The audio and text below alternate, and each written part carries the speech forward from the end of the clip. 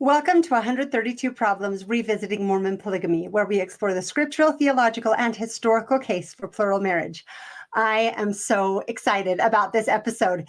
This was a fun one for me. Cheryl Bruno is a well-respected historian. I don't want to call her an LDS or a church historian. She is a member of the church, but she's not employed by the church to do her history, her historical work that she does.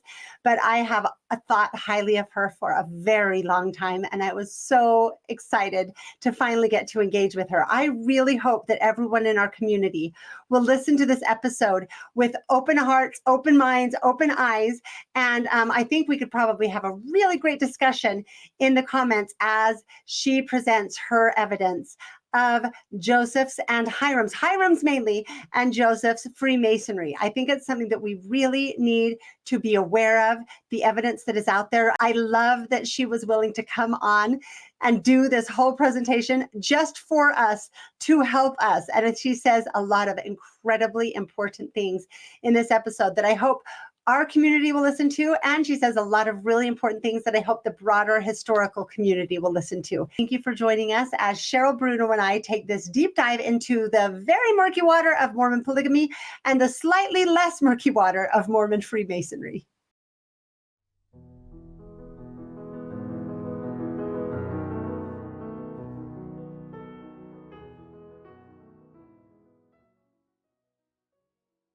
Welcome to 132 Problems. I am so excited to be here today with Cheryl Bruno. So I just want to tell you a little bit about Cheryl, what I found. She is a writer, a poet, and an independent researcher.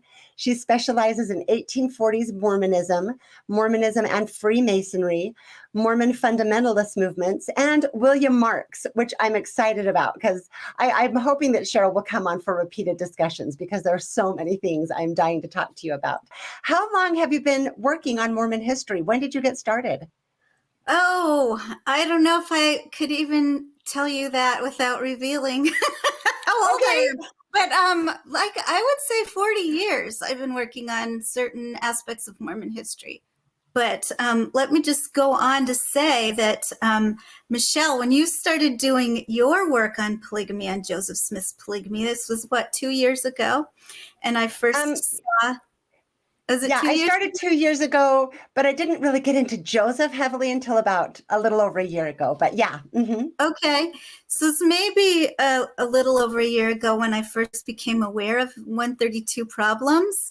And I thought, who is Michelle Stone? Michelle Brady Stone. She's a safety kid. She's cookies and milk and yellow balloons, So what does she have to say? And over this past 2 years, I feel like you have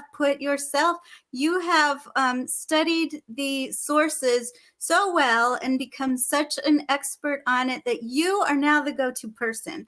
Anyone who wants to talk about Joseph Smith's polygamy needs to engage your work.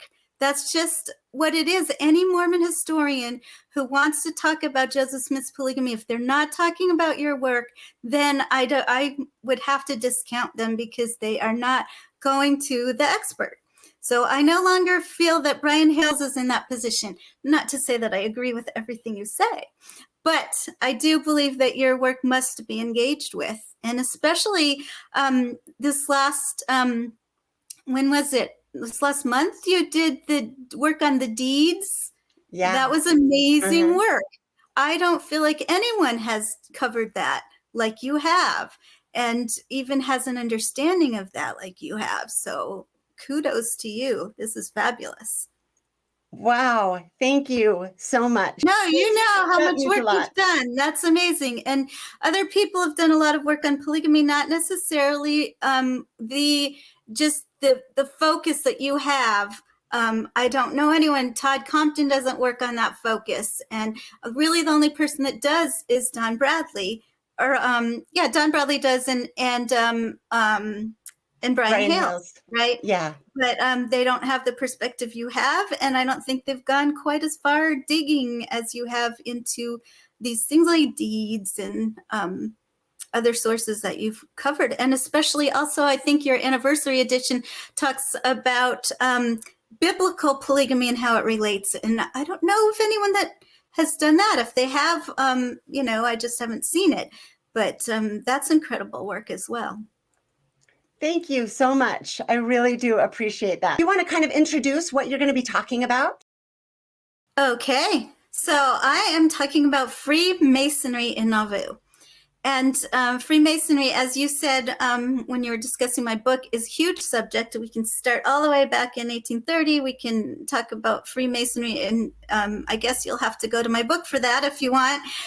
But right now, we're just going to talk about Freemasonry in Nauvoo. And the reason why I wanted to do this presentation, and I really appreciate Michelle letting me come on and do this for your audience, is because when we have people that have decided that Joseph Smith did not live polygamy, I think that is actually a very viable thought, a very viable hypothesis. Let's just put it that way. And many things that you've said have changed my mind about Joseph Smith's polygamy. And so I really love what this movement has done. But the problem I see is oftentimes I see some of your audience will use Freemasonry and say that Joseph never practiced Freemasonry and put that into their polygamy argument. And what I want to do is show you why that should not be part of your polygamy argument. And it actually waters down your polygamy argument to people that know anything about Joseph Smith and Freemasonry. So I titled it Freemasonry in Nauvoo, the documents, because what I want to focus on is what we do know. And we are going to have holes here as well. And I want you to make your own decision. I want the audience to make their own decision. I will talk about how I analyze these documents, but what we'll have here is we'll have a resource for people to go to. They can go to this episode and they can look at these documents and then make their own decision about what that means for Freemasonry in Nauvoo. Oh, this is incredible. I'm so excited. Okay, thank you for explaining it that way and putting it forward. I think I just want to kind of resonate with some of what you said. I think that you're right, that we tend to lose credibility when we decide, well, Joseph didn't do any of these things. And that's a danger to people making this claim, because then it makes us all look like we're ignorant rather than informed, right? And exactly. And I think the other thing that's interesting is how you brought up tarot in the introduction. I think that often is a knee-jerk reaction over Masonry is bad. So I'm judging Freemasonry as negative, and so therefore Joseph didn't have anything to do with it. And so, okay, this is immensely helpful. So I hope that people will watch this. I told Cheryl that Freemasonry is not something I have studied anything like I would need to feel like I have the same understanding of it that I'm gaining of polygamy. So I really appreciate her bringing all of this to give me kind of a jump start into this topic. So please listen with an open mind. And I hope you learned from even just the one book review I referred to of Cheryl's work, how accurate and honest and intelligent she is. So please be willing to take this seriously. Okay, thank you. Okay. Another thing before we go on to the next slide too is just that I see a lot of people, because I have engaged with some people on the different Facebook sites trying to give my perspective on Masonry. And what they'll do is they'll say, but and they'll put up a podcast. And they'll say, well, listen to this podcast about this person who, and you'll go to the podcast and it'll have the spooky music, and it'll have, and the same thing. It's trying to scare you about Freemasonry. So if you're scared about Freemasonry and you feel Freemasonry is satanic, of course you're going to want to say, well, Joseph wouldn't have had anything to do with that. And so then they say, well, and I point them to my book, and they'll say, well, you're just trying to promote your book. Have you done any podcasts about it? And, so we're doing a podcast about it, but I don't know. In this podcast, we will focus on documents. So there's both that. Now, Michelle, can you put some music on for us? Okay. The spooky music as we go forward. Is that what you want? All right, let's go to the next slide. Perfect.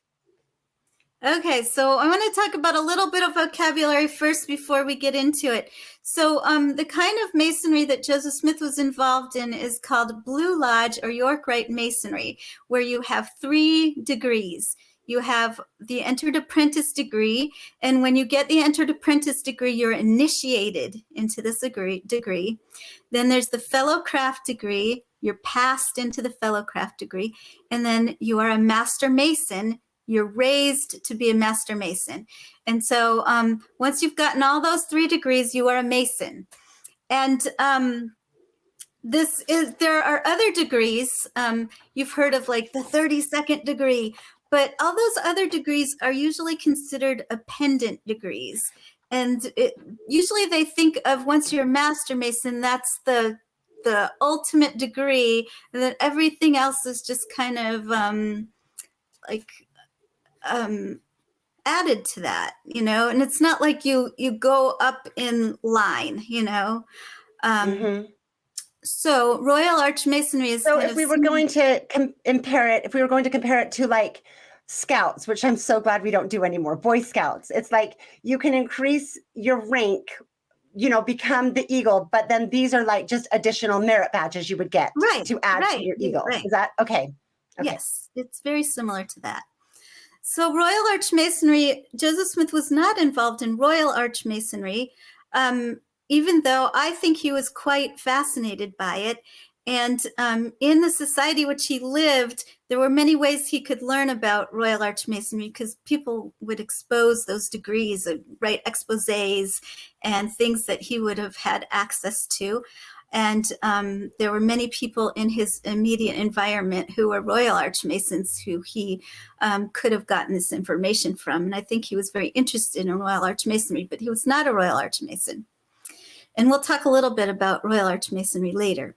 So the second thing is we have the Lodge and the Grand Lodge. And I like to a Mormon audience, I like to compare this to a ward and a stake. So the lodge, the Masonic Lodge is like a ward. And then you have several lodges in a state, and they will be presided over by a Grand Lodge, which is like the stake, okay? So we have our lodge officers. The master of a lodge is called the worshipful master. And this is where we get a lot of confusion, because there's master mason, which is just your plain old mason. A lot of people see that word master mason and they think it's like some grand position, but it's not. It's like a regular member of the ward is the master mason, okay? They've been baptized, and so now they're a master mason. But the officer is the worshipful master, so he's like the bishop, okay?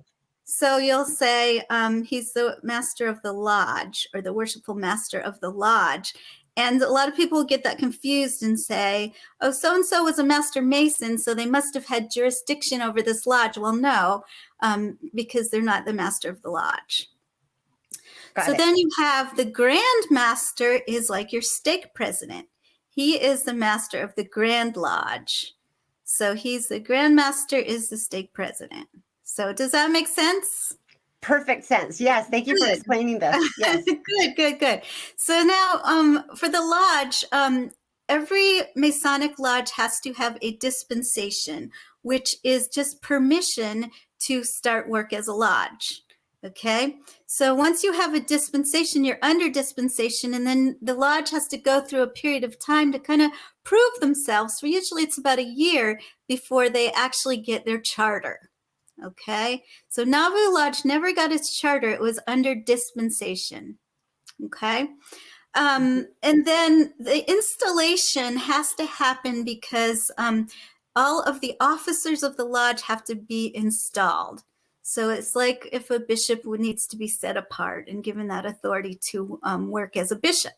So once the lodge gets its dispensation, the lodge has to be installed, and all the officers have to get their authority, and then they can work, they can make other masons, raise masons, and eventually get their charter.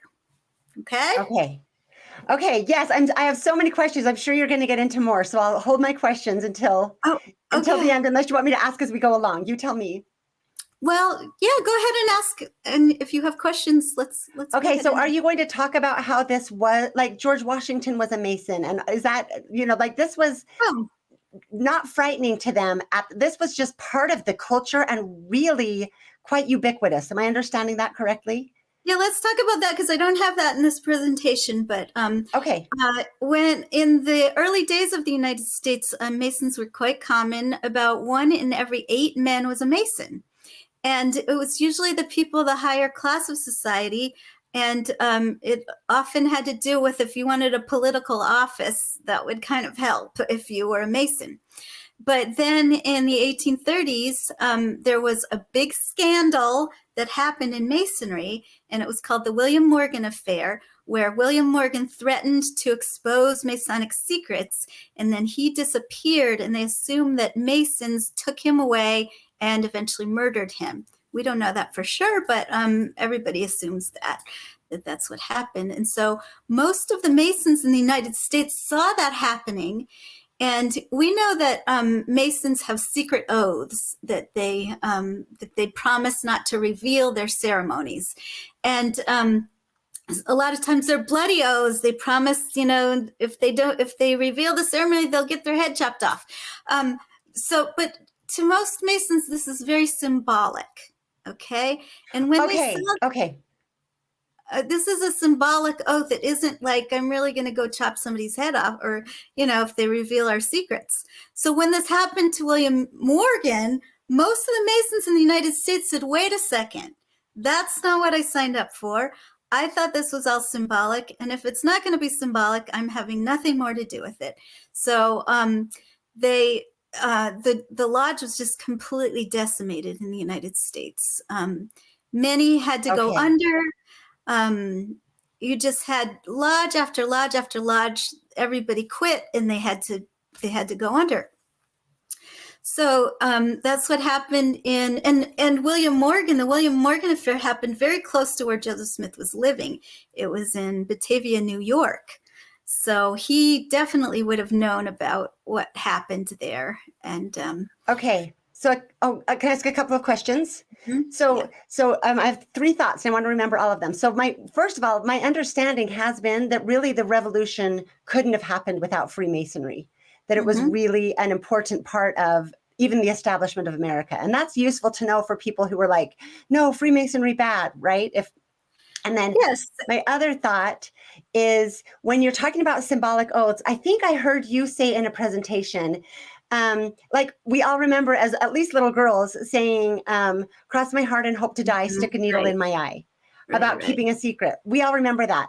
So what it sounds like to me is that you're saying that some little girls who said that, one of them actually stuck a needle in another little girl's eye and killed her because she broke the promise that she had made. Right. And so am I understanding that? Is right. And so then you wouldn't be saying that anymore if that had really happened, Right. And then like, your daughter said that, you'd go, no, don't say that. So that's what happened. Okay. Got it. Okay. And then my third question is hearing this, and, I always go through different ways of thinking about things until I settle on something, with enough evidence. But one way that occurs to me to maybe think about this as you're talking about it is that, is it possible, and I do not know anything, but is it possible that like Masonry, they believed existed to pass down these ancient, as an ancient mystery tradition, to pass down this ancient knowledge, and then it fell out of favor because it had served its purpose because Joseph Smith now was restoring what it was truly supposed to be about? Is that a way that some people might think about that? Okay, so yes, but that's very complicated, and I'd have to point you to my book to really get a deep understanding of that. Yeah. Okay, great. All right, so you ready to go on? So yes, well, let me just continue just for a minute on what you were talking about. So when the lodge was decimated, there were very few Masons in the United States. Then it kind of went through a little bit of a renaissance just for a time, and then fell back out. And now we don't really know anything. Most of us know nothing about Masonry, right? Because it's not in our culture. But in the 1840s, that's when it was going through this little renaissance. And there were several people who wanted to build the lodges back up. And this is when Joseph Smith began the lodge in Nauvoo. And so the people who wanted to, Abraham Jonas was one of the Masons who wanted to build the lodges back up. And he saw Joseph Smith doing this in Nauvoo, and he got very excited and wanted to give him some support in building up Masonry among the Mormons, just because that's what they wanted to do, was get it back popular again. Okay, so Abraham Jonas wasn't a Mormon, but he was excited about the resurgence of Masonry. Right. Right. He is our Grand Master in Illinois. He's our stake president of Masonry in Illinois. We'll talk about him. Perfect. And so one more question. So Masonry is a fraternal order, and it's complicated for me, at least, with no familiarity with it, to understand the difference between a fraternal order and a religion, right? So it wasn't a religion, but yet they had sacred stories and sacred rituals. Can you help me understand the difference there? Okay. Yes. So actually, they like to call, Masons like to call it the handmaid of religion, that Masonry is the handmaid of religion, because they do use a lot of religious stories symbolically. And I think that Masonry back in the 1840s, the Masonry that Joseph Smith would have encountered was very Christian. Although they talk about many things in the Old Testament. They have King Solomon's temple, but they have the Christian view of these things, right? It's kind of okay. I do explain this a little more in my book as well. But okay, so they are. It's not.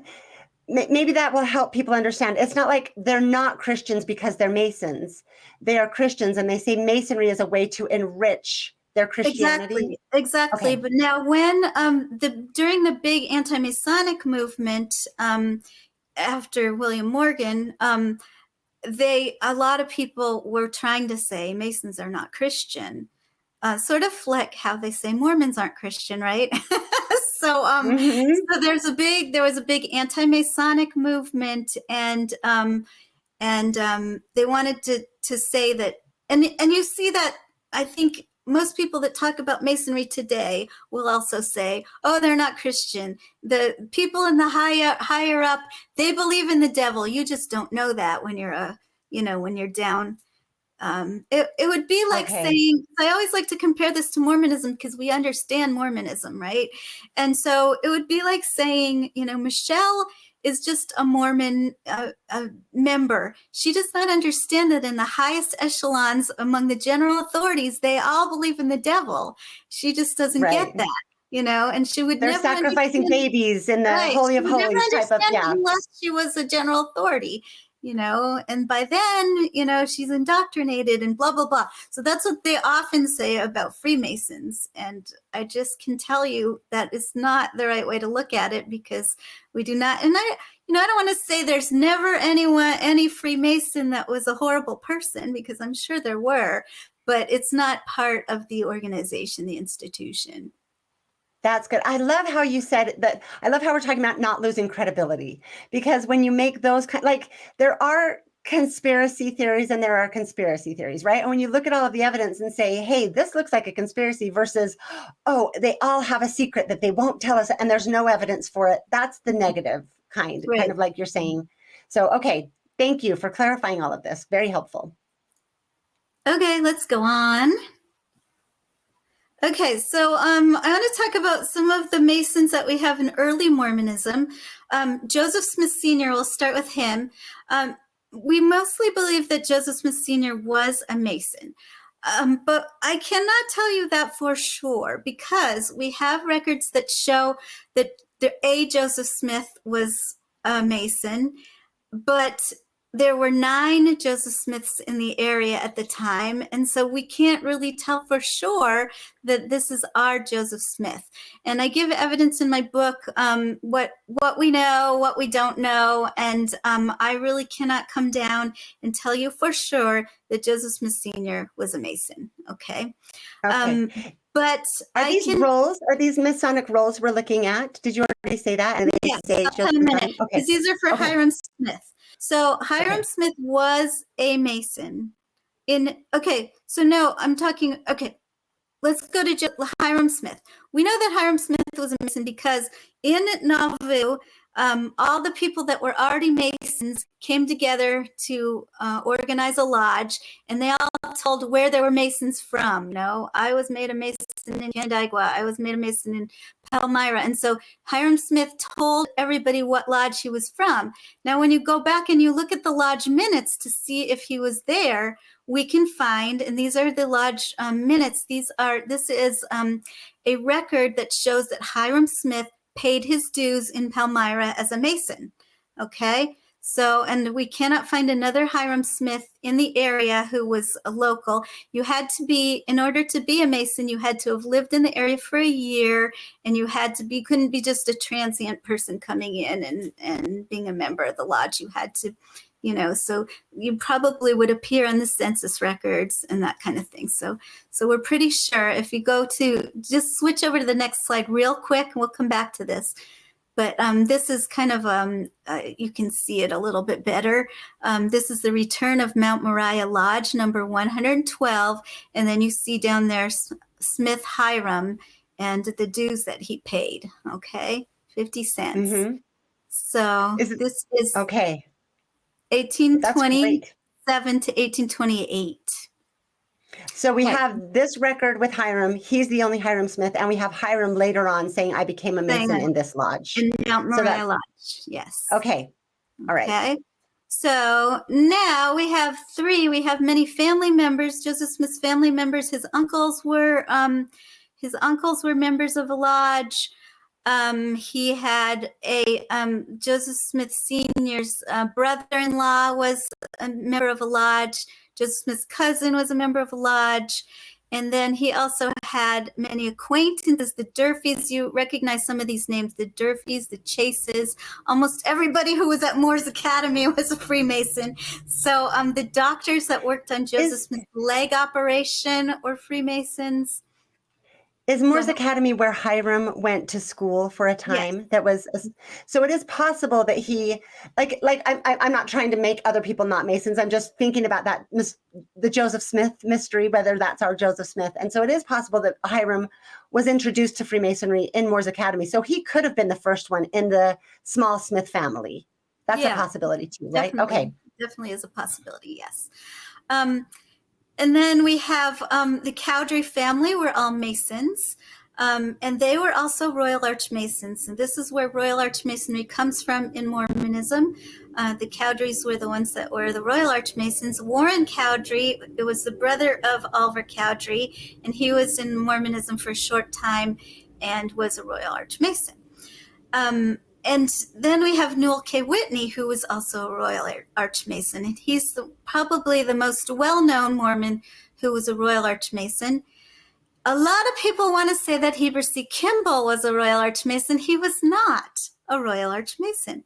And we know this. There's several sources that tell us that he had applied to certain lodge to be a Royal Archmason, but that was right when the Morgan affair happened, and that lodge went under before it could make Heber C. Kimball a Royal Archmason. So he was not a Royal Archmason. He was a Master Mason, your plain old garden variety Mason. That was Heber C. Kimball.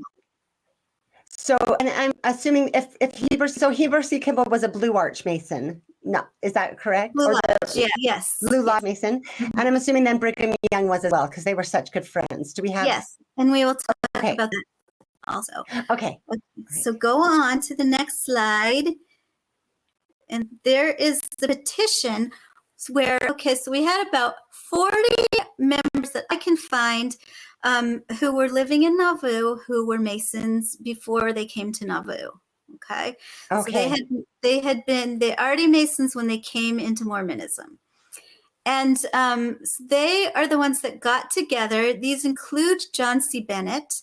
They got together to send a petition, because this is what you do when you want to start a lodge. You have to send a petition to the closest lodge to you and ask them to give you a recommendation.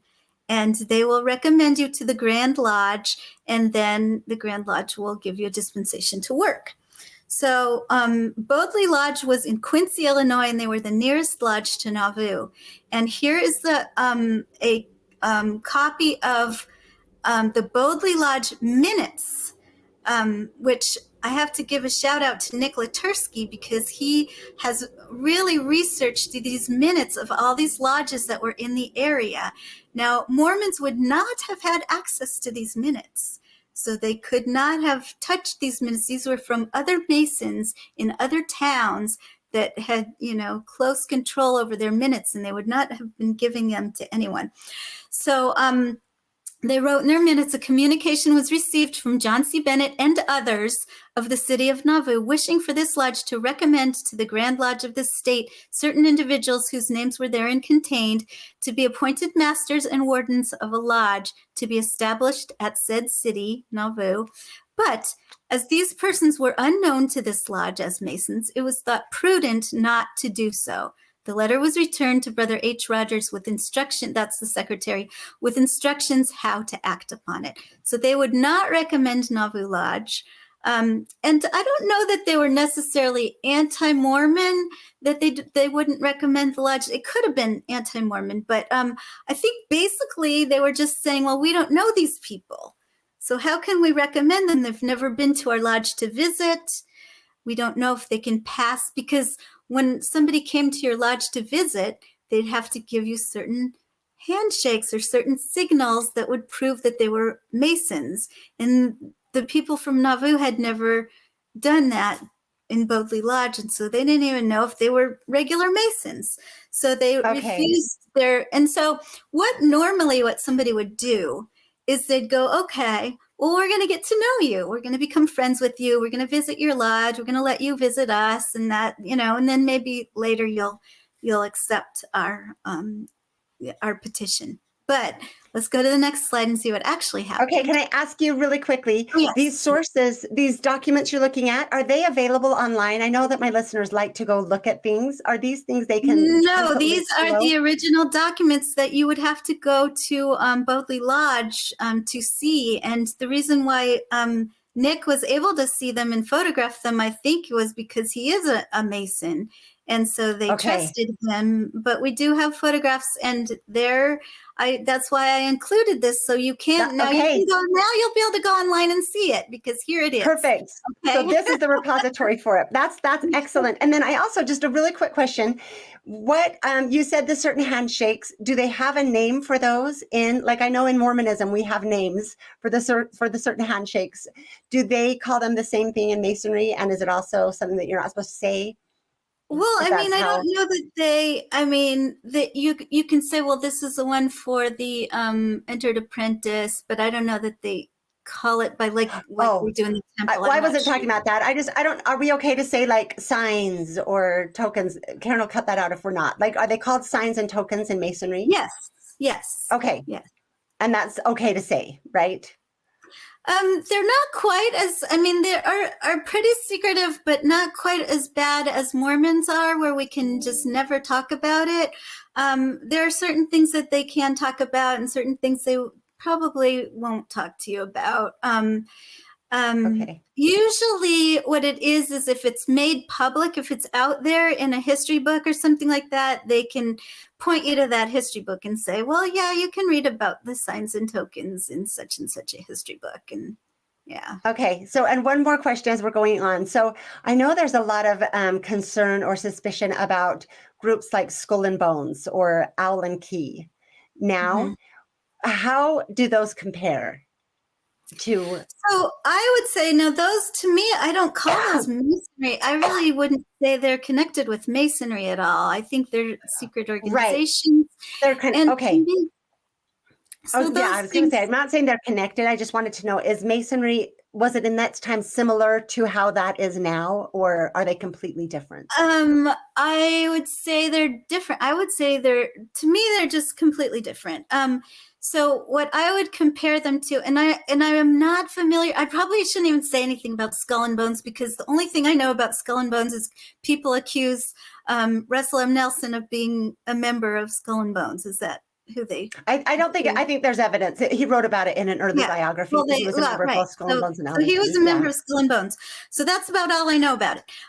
But what I'm thinking is, to me, those are like fraternities. Like, I was a member of a sorority in college, right?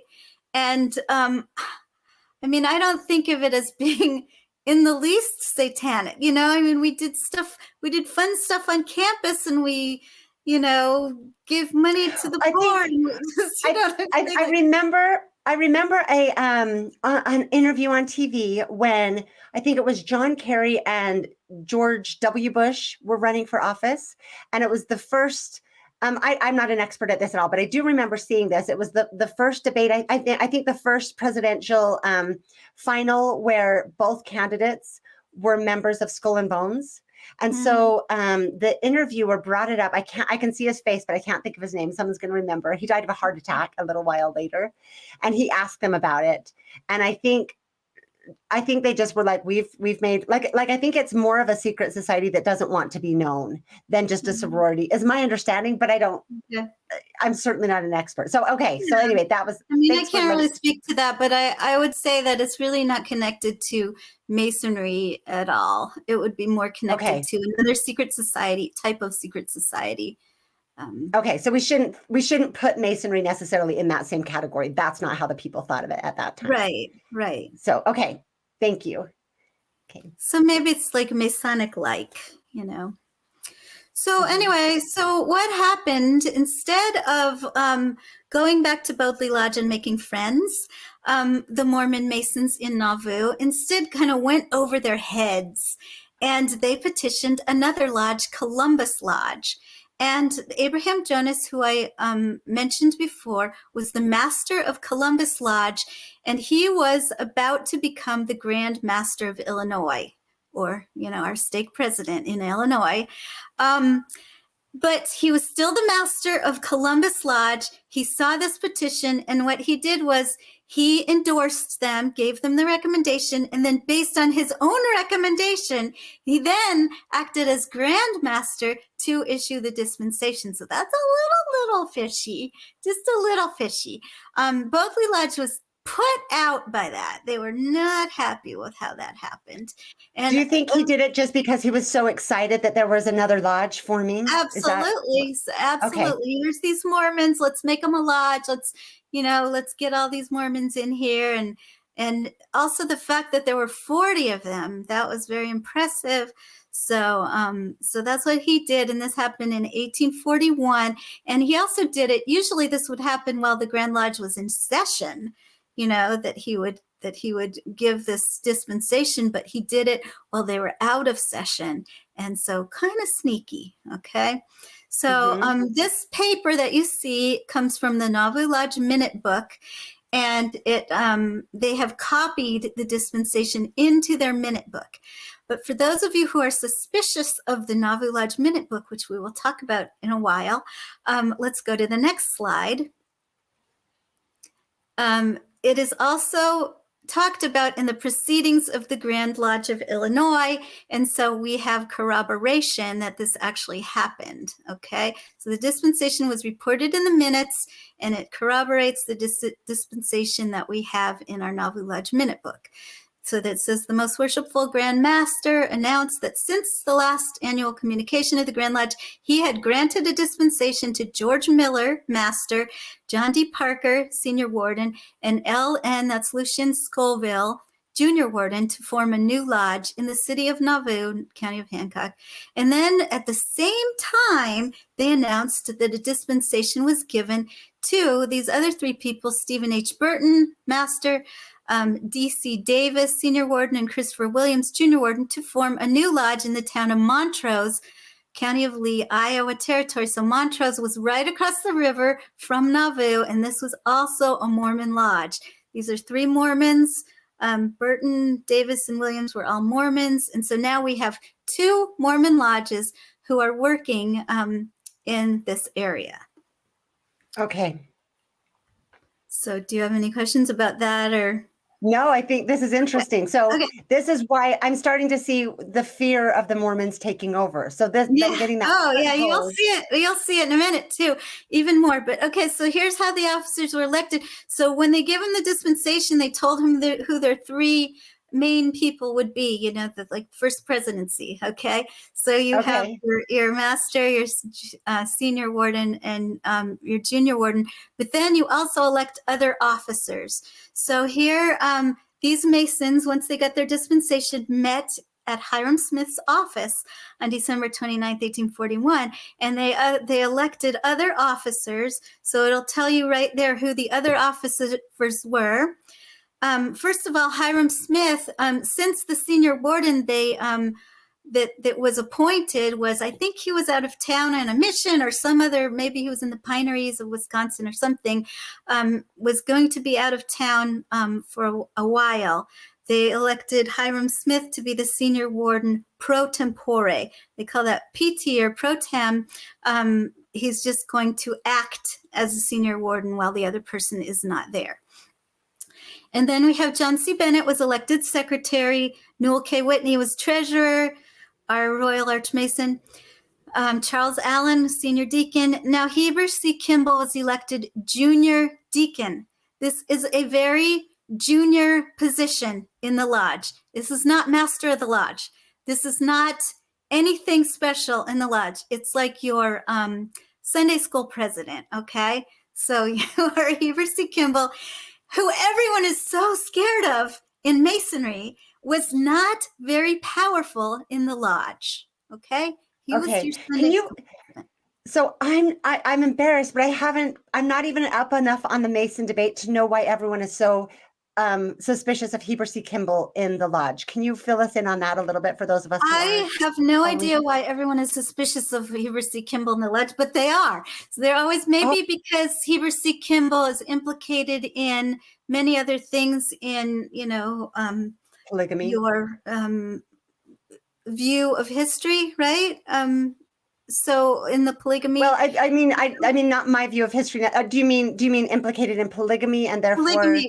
Right. So we have Heber C. Kimball being implicated. So because he was implicated in polygamy, they want to throw everything Masonic onto him. Oh, so they're saying that he was the real. Right, that he was the real mover and shaker behind all of this. Right. And he forged the records, and is that kind of what they're thinking? Okay. Thinking. Thanks for clarifying that. So, and here we see that he was not, and I'll show you more later about what he does in the lodge. But here he's elected as junior deacon. There's 2 stewards, and there's also a Tyler, who is the person that stands outside the lodge and makes sure that everyone that comes in has the proper qualifications to come in to the lodge. Okay. So Hiram was one of the leaders in this Masonic lodge. So yes, and we'll go more into what Hiram did too. But at this point, he is the second person down, the senior warden, pro tempore. He's acting as senior warden. Okay. Right. Okay. But Joseph isn't yet. So I guess this is kind of why I think maybe Hiram got involved at that school and brought it and really liked it. But this is something that Joseph isn't yet involved in, that we don't have. Not yet involved in, but as you've read in my book, I think he was already heavily involved in bringing certain things from Masonry into Mormonism, but he was not yet a bona fide Mason, and neither was. Okay, so the things that were sort of the Mason stories or the Mason, like how cultural was it? Did everyone know the Mason stories kind of like they might know the Bible stories? Yes. So I like to compare it to Superman. So you cannot live in the United States and not know who Superman was. You will probably know that his relationship with kryptonite, you know that he has powers, now, if you lived before the comic book era, you have no idea what that even means, and so everyone in the culture knew a little bit about Masonry just because your father was a Mason or your brother was a Mason or your uncle or, someone who you had very close ties to was a Mason, and they just naturally would say, "Oh, I'm going to the lodge tonight," or, little things come out.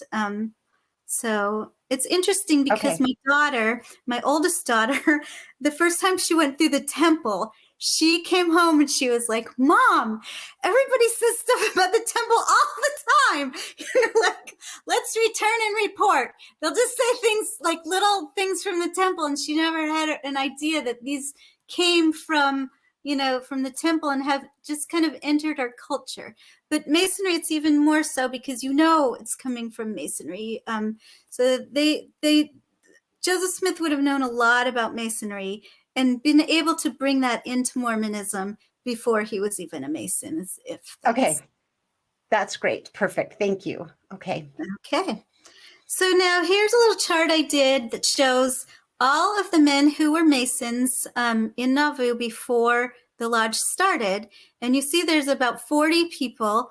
The members that were already on the record books before the dispensation were, I think it says 32.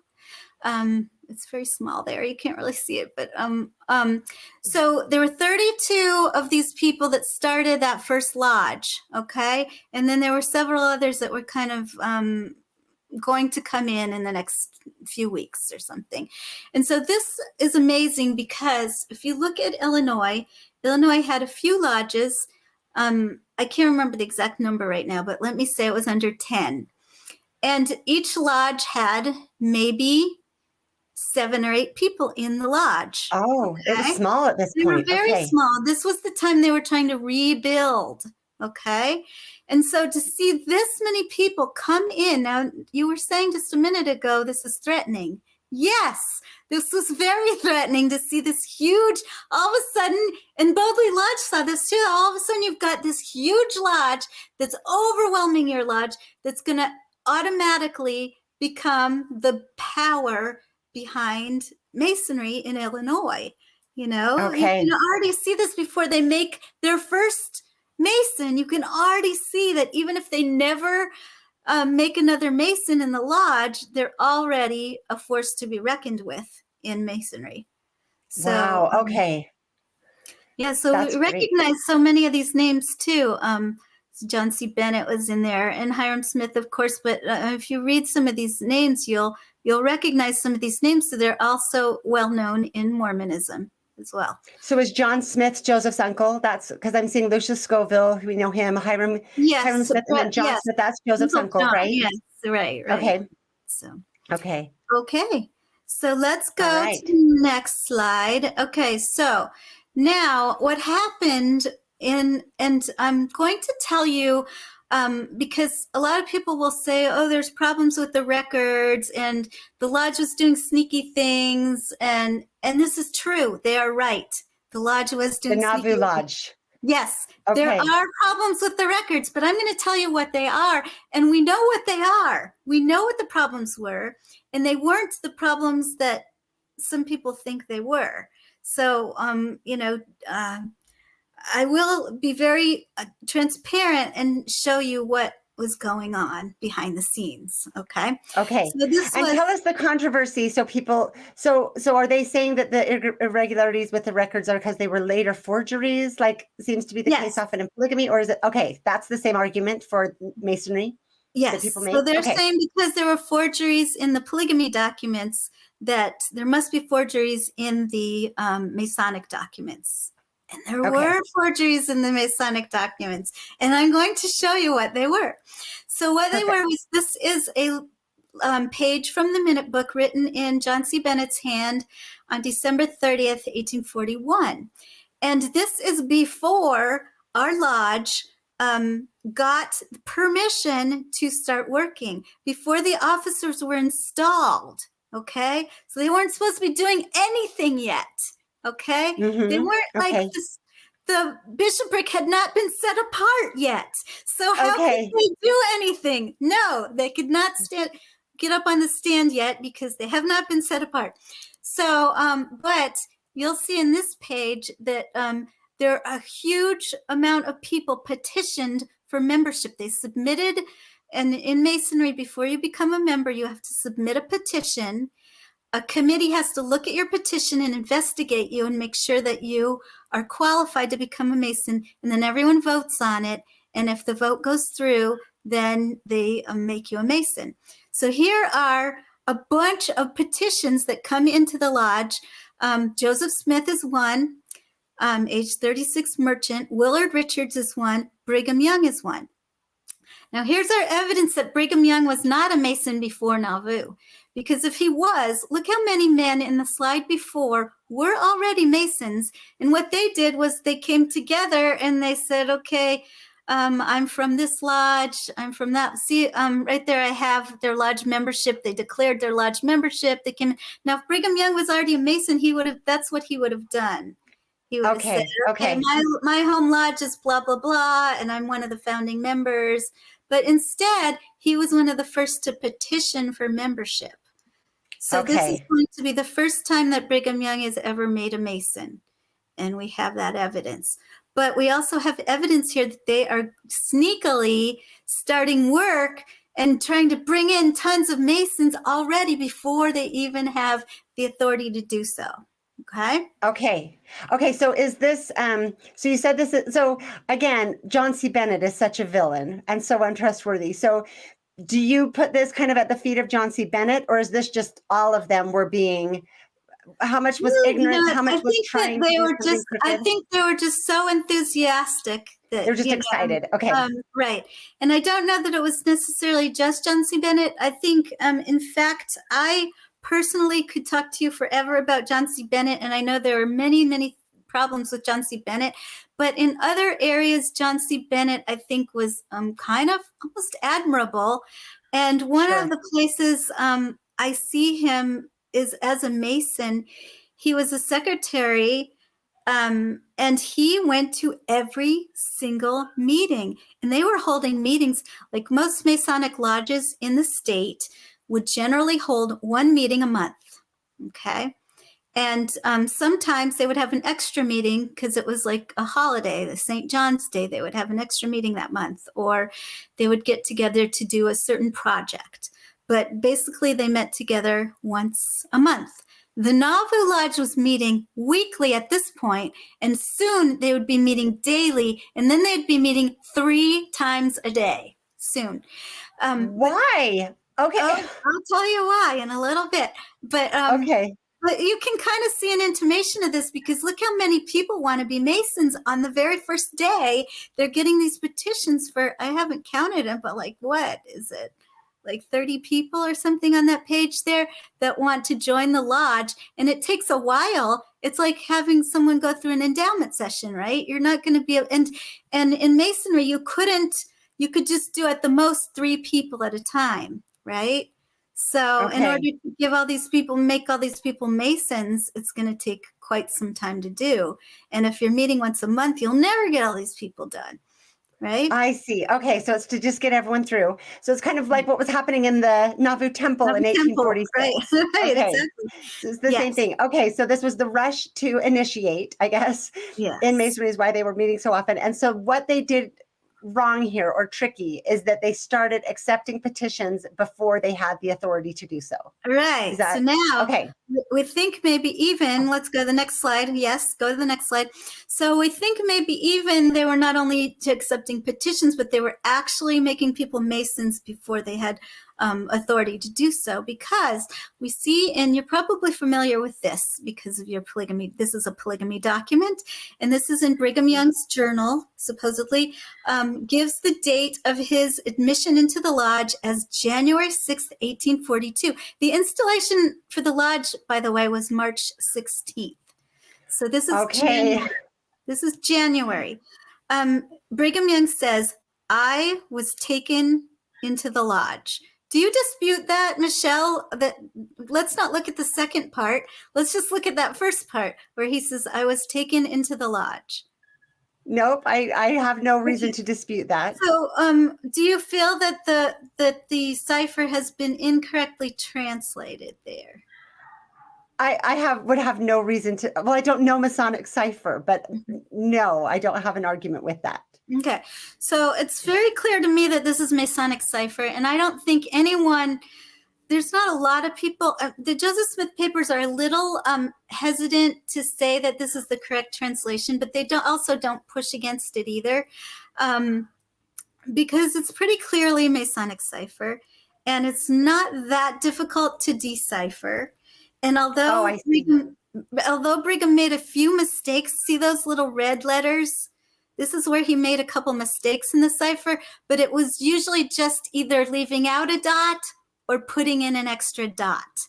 You know, a little small mistake that would have been. Let me ask you this. If he was just barely a Mason, how did he know Masonic cipher? Okay, so actually, if you had any Boy Scouts, they probably know the Pigpen cipher, right? Do you have any I don't know. sons who are Boy Scouts? Ask them. They probably know this cipher because they were taught this cipher. And it's not like, I mean, it wasn't a huge secret. I know it was a little bit of a secret, but not, I mean, a lot of people knew what it was. And I think Brigham Young was interested in Masonry enough to have learned this cipher, right? So maybe he was a Mason hobbyist. Right. He just learned the cipher and then wrote it in his journal because he felt cool, because now he's kind of a Mason, so he can use the cipher. Is that what you're thinking happens? Okay. That's what I'm thinking. So he says he was taken into the lodge. Now, you can read this several ways. I was taken into the lodge. J. Smith was. And then Agnes, ... We don't know what he wants to say about Agnes. There's a little ... Well, let me ask you a question. Do you think that WAS would mean, like, is wedded and sealed? Like, would you read that and say, oh, I know what he's saying, wedded and sealed? Because that's a common phrase we always use. And of course, you would include the and in the acronym. Would that be your reading of that if you just came to it without the I really don't take a position on this because I can see that it would go either way, because there are other records where they say what, married and sealed, and use MAS, or sealed and married, or well, it's usually sealed and wedded. It's either wedded, it's either WAS or SAW. SAW. So it could be Joseph saw Agnes or Joseph was Agnes. Right, yeah. Right. So I can see that point of view, and I can also see the point of view that this is just kind of he wants to start talking about something with Agnes Smith because it's Agnes S. But he, I don't know, gets tired of writing in Masonic cipher, or he realizes he shouldn't say anything more, or who knows. So I really, I have not taken a position on the interpretation of this. All I know is it says, I agree that it says, I was taken into the lodge, J. Smith, WAS, Agnes, and that's as far as I can really go with interpreting that. So, okay, so we can interpret the letters like we're pretty sure that we have the right letters. So we have the right literal interpretation.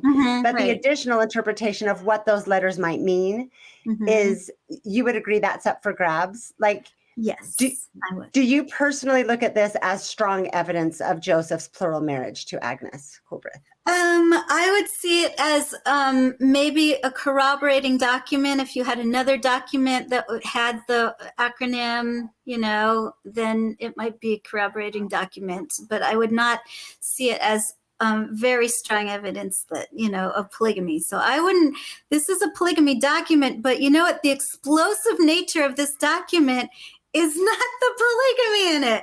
The explosive nature is he was taken into the lodge in January. Right. What is that all about? Okay. Right. It's like when you find your birth certificate and learn you were born 2 months before, 9 months before your parents were married. That's what we're seeing here, That's right? my dad. He was like, 40 years old, and he made that connection one time, and he was like, whoa. So that's exactly what it is.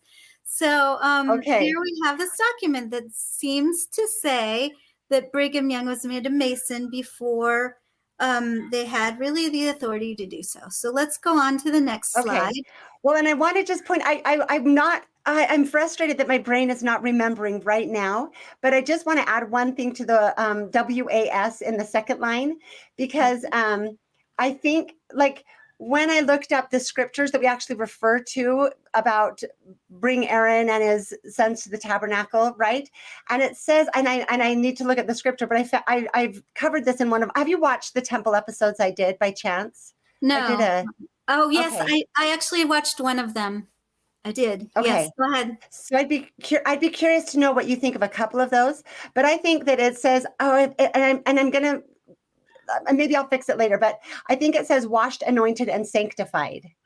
And I think that WAS, when we use that exact same, so for me, there are much more obvious possible interpretations because you never include the and in an acronym. And if you were going to say WAS for something symbolic of temple, it seems like it would be washed, anointed, and sanctified, or maybe something else along those lines that's actually a Interesting. phrase that is ever used. Okay, Does that interesting. make sense? Yes, but also, you have to deal with the fact that Agnes's name is there. Okay. I know. So Yeah.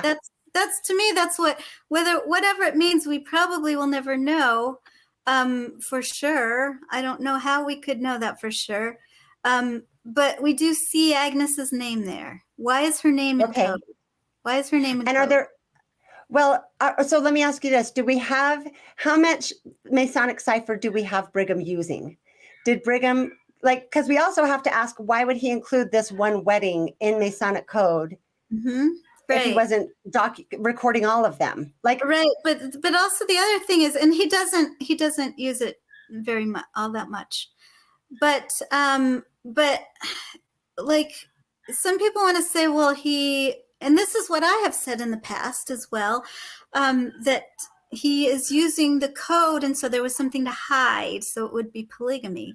But now, when I'm telling you this, now you see that there was something else he may have wanted to hide with this code, right? And maybe it was not necessarily the polygamy. Do you mean part. he was brought in too early? Because that he's made a Mason, that he's been made a Mason. Well, so my question there, thanks for letting us go back and forth on this because I find this so interesting. But my question there is, first of all, we have that whole paper that you showed us in John Bennett's writing, right? The last one, the petitions that are dated too early. Also, if the people you would be trying to hide this from would be the Masons.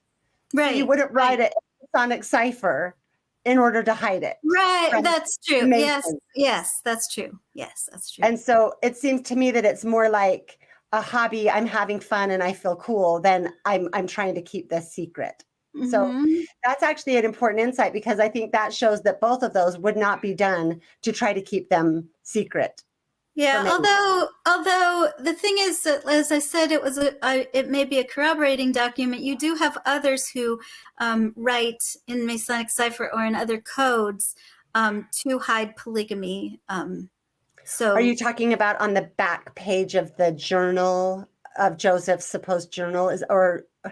Maybe I need to.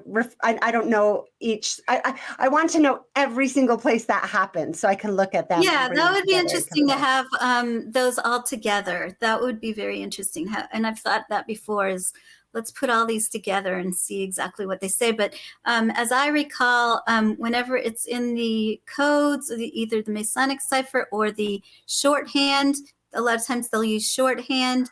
They used shorthand to conceal the Partridge Sisters weddings. Do you remember that? So which document are you talking about? Do you remember off the top of your head? I'm thinking this is Heber C. Kimball, and I'm not quite sure. So I would have to. So this is something we can get back into. And people can discuss it in the topics that have time to look up all the sources. So yes, and that would be fun for somebody. A fun project for somebody to do is see when was the code used and what were they saying in the code, and was it always about polygamy? Right. So. Well, and also how I think another thing that needs to be challenged is why were those weddings recorded? Were they making a comprehensive list? Were they like why would Brigham have written this? What did he record other supposed marriages of Joseph's in Masonic cipher? There are, I think people like to use this as smoking gun evidence, which I find really problematic. It is interesting, but there are problems with it in any direction you want to interpret it. Yes, and we haven't even talked about some of the problems, as you know. So okay. Again, okay. I said I would use it as corroborating evidence, but don't use it as your primary source, right? Okay, perfect. All right, thank you. Okay, so let's go on. So now we have the installation of the lodge on March 16th, 1842. This is also a page from the Nauvoo Lodge Minute Book. And it says that the most worshipful Grand Master, who is Abraham Jonas, presided and opened the lodge in due form in the third degree of Masonry, did everything correctly, organized and opened a Grand Lodge, and then directed the Grand Marshal John C. Bennett to form a procession according to ancient usage in order to proceed to the grove near the temple for installations, which was accordingly done. So let's go to the next slide, because this is just from the Minute Book. We also have a record from the Times and Seasons, which talks about the same thing, the Masonic celebration. The Grand Master was there. We have the lodge officers installed. An immense number of persons assembled on the occasion. From 5,000 to 10,000 people were there. And this isn't the only news article that covered it. So let's go to the next slide. And this is where it's mentioned in Wilfred Woodruff's journal that the Masonic Lodge was formed, established, and organized. We have several sources that shows this date. This is, pretty, no one has contested this, this date of March 15th. It was the day before the Relief Society was organized, and they all marched together. The Grand Master gives them permission to start working the lodge. Okay, so this is all well known. The only problem with it is that they were installing people or accepting petitions and making Masons before they had authority to do so. So, okay. Yeah. Okay, so next slide.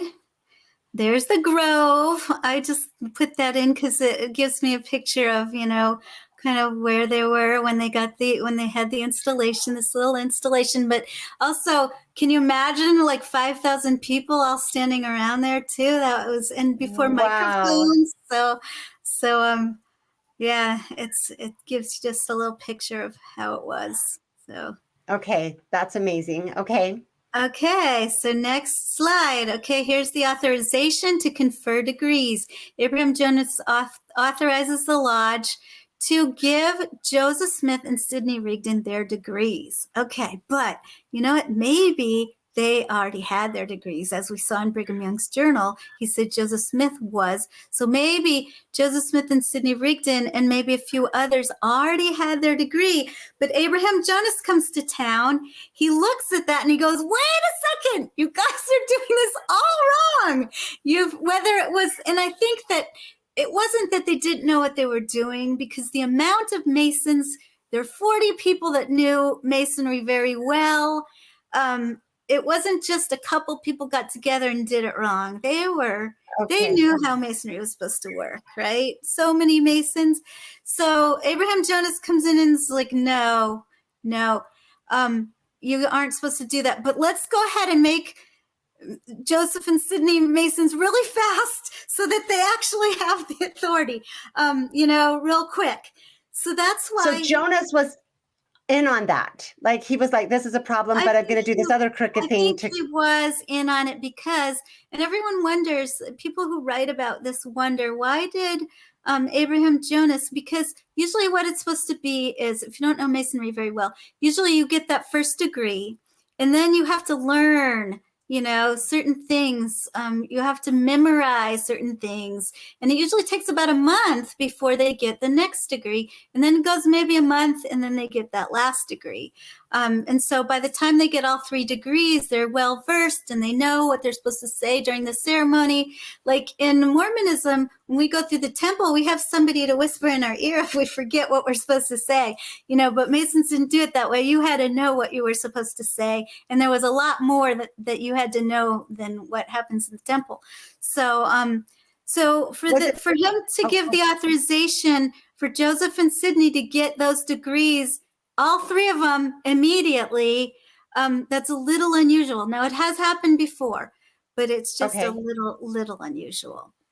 So so it's not necessarily breaking a rule. It's just, how would they have learned all of that fast? Is that it's not breaking a rule, because as the Grand Master, Abraham Jonas he could do that. Now, he could actually, if somebody was a big wig in society, if the President of the United States came to your lodge and said, I want to be made a Mason, right away. Can I do this? Abraham Jonas would have had the authority to say, okay, since you're the president of the United States, let's go ahead and make you a Mason and we'll do it right away today, So he had the authority, and so and it had happened in the past. There were several instances of this happening, but it was pretty unusual that it wouldn't happen all the time. And we'll see later that it was disputed. But this is where Joseph was made a Mason. So this is where Abraham Jonas says, you go ahead, take his petition, vote on it, make him a Mason right away. Okay. Okay. And so this isn't disputed by people who understand the historical documents. It's not disputed that Joseph Smith became a Mason this day and went through. Is there anything fishy about it? Not really, but if you have any questions, because this does come from a page from the Lodge Minute Book. So let's go to the next page. The next slide. So this is the actual document written by Abraham Jonas with his signature, which we have because this was donated to the church in 1908 by Elizabeth Roundy, the daughter-in-law of Shadrach Roundy, who was an officer in the lodge and who would have had the access to these documents, who brought them across the plains. And so we have the actual document in Abraham Jonas's handwriting, where he says, in virtue of the power and authority in me vested as a Grand Master, then he says, receive the petitions of Joseph Smith and Sidney Rigdon and act on the same instanter. And should the ballot be unanimous in favor of said Smith and Rigdon at a full meeting of said Nauvoo Lodge, then in that case, the said lodge is authorized to confer the 3 several degrees of ancient York Masonry on the said Joseph Smith and Sidney Rigdon as speedily as the nature of the case will admit. Okay. Here's the actual letter. The nature of the case will admit. Do you think that means as quickly as they can pass off all the things, or how do you interpret that? I'm just curious to know how. I think that actually Joseph, with his interest in Masonry, could probably pass it off. I don't know. He probably already knew it. Sidney Rigdon probably did too, because he had, his family. So I think those two could have passed it off, and it would have been no problem. And then I know that my grandmother, when she went through the temple the first time, and I'm not certain, but I think maybe there was a little bit more in her day that they had to memorize, and she was given everything she needed to say as a spiritual gift. So the very first time she went through, she was able to say it all. So I guess I've thought of that as an interesting possibility as well. If anyway, just because that's part of our family history that my grandmother told me. Interesting. So, okay. Yeah. Okay, so the next one, here's where they received the 3 degrees in 2 days, on March 15th and March 16th, 1842. And this again is the Lodge Minute Book. Now, this is one reason why I tend to trust the Lodge Minute Book in a lot of cases, is because I see, so they repeated that one document that we have from Abraham Jonas. When they wrote it in the Minute Book, they did it word for word, and they did it correctly, and so. Okay, so that gives us more, okay. In that case, that makes us trust the Minute Book in general. Mm-hmm. Okay, right. Yep. It gives us a little bit of trust in the Minute Book. So this again is from the Minute Book, and we see that Joseph Smith and Sidney Rigdon get their degrees, which again, I don't think people dispute that too much. Okay, so go on. And then here is a journal entry from Joseph Smith's history draft, which we know is in the handwriting of Willard Richards, who people do not trust. But Willard Richards writes in the voice of Joseph Smith, I officiated as Grand Chaplain. In the evening, I received the 1st degree in Freemasonry in the Nauvoo Lodge, assembled in my general business office. Wednesday, the 16th, I was with the Masonic Lodge and rose to the sublime degree, which would be Master Mason. Okay. Okay, so I have a question for you. I have a question for you on this document. Not that I'm arguing about Joseph's polygamy. I just want to know if so this is the history draft, which is different than Joseph's journal.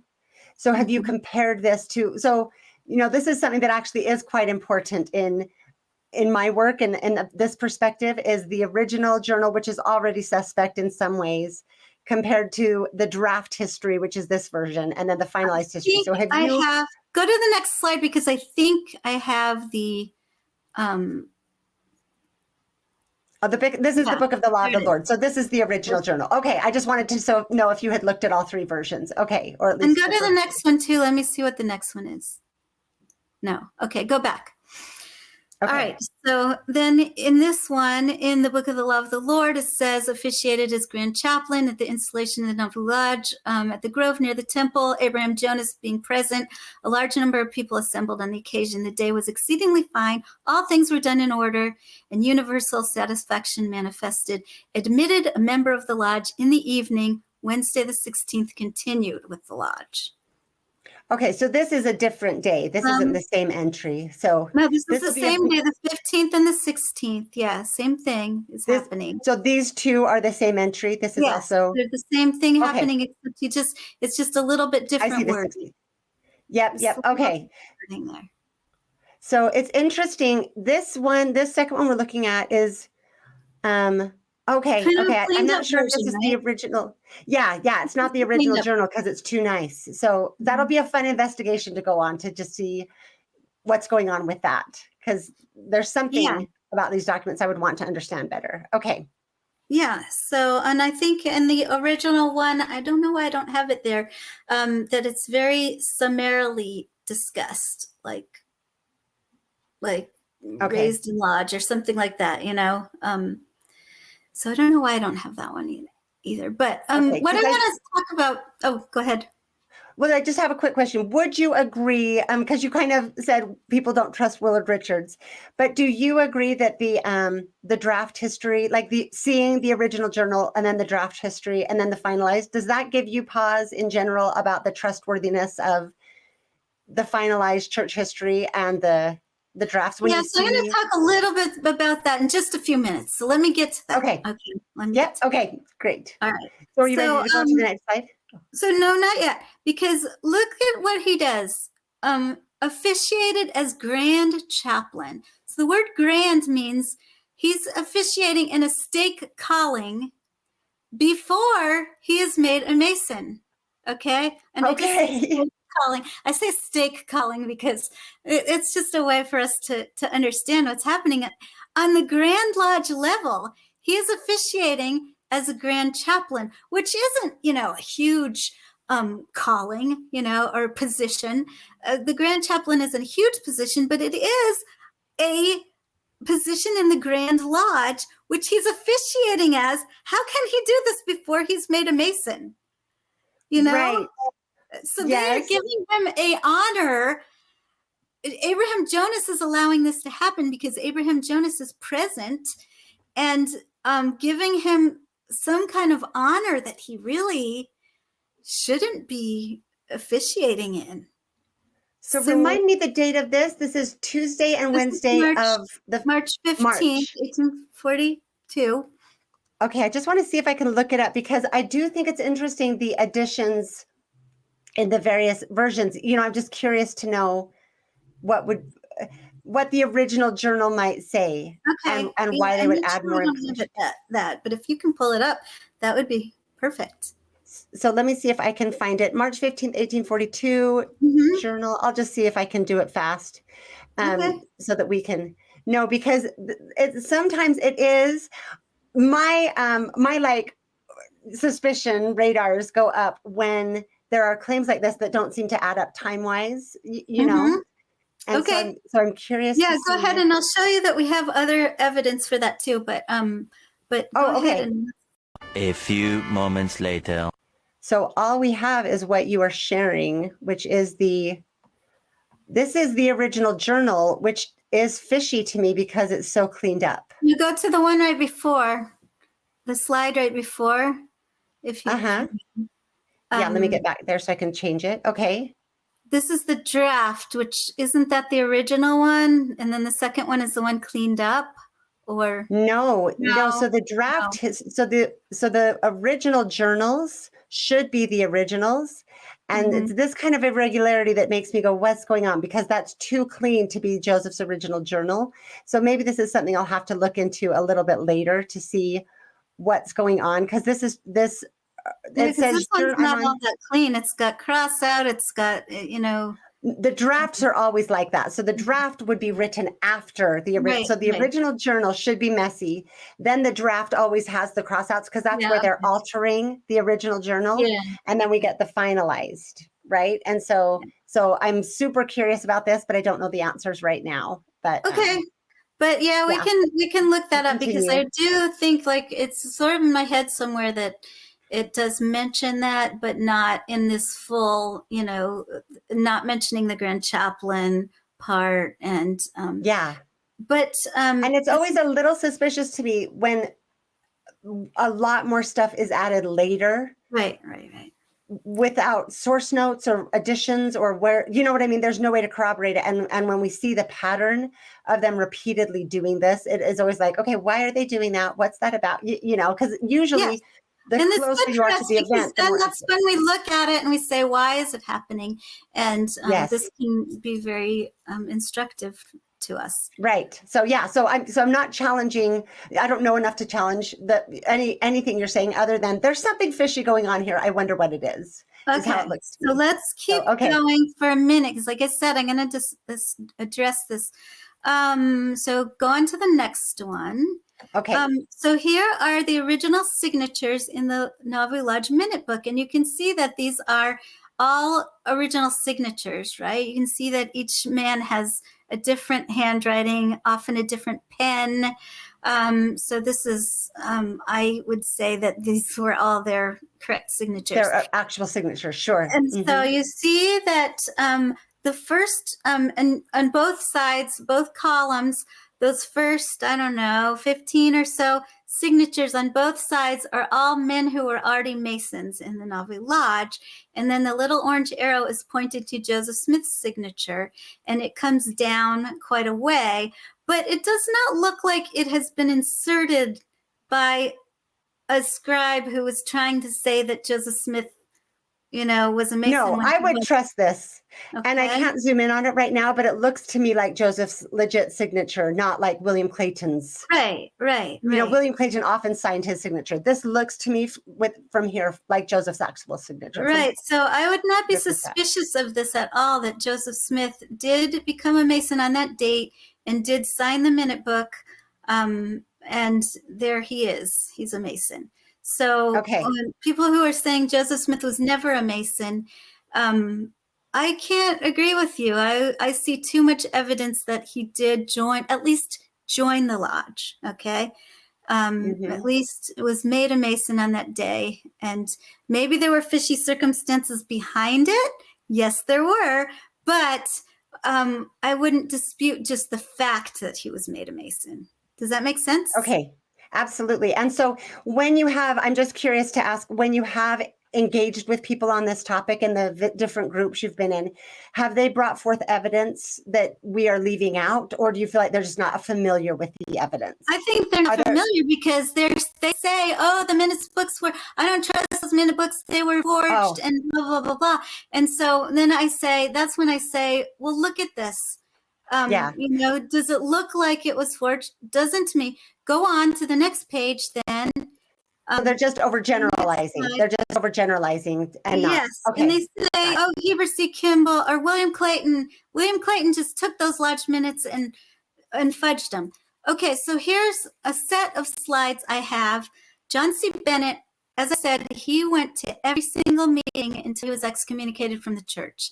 And so he was the secretary. He kept the minutes. And this first page is an example of a page that was written with John C. Bennett as secretary. You can see over there. Now, Hiram Smith on that day was acting as the master of the lodge because the actual master was not there. And so often they chose Hiram Smith to act as the master of the lodge when the master of the lodge wasn't there. And Hiram Smith, in that first year, acted as a master of the lodge more than anyone else did, including the regular master.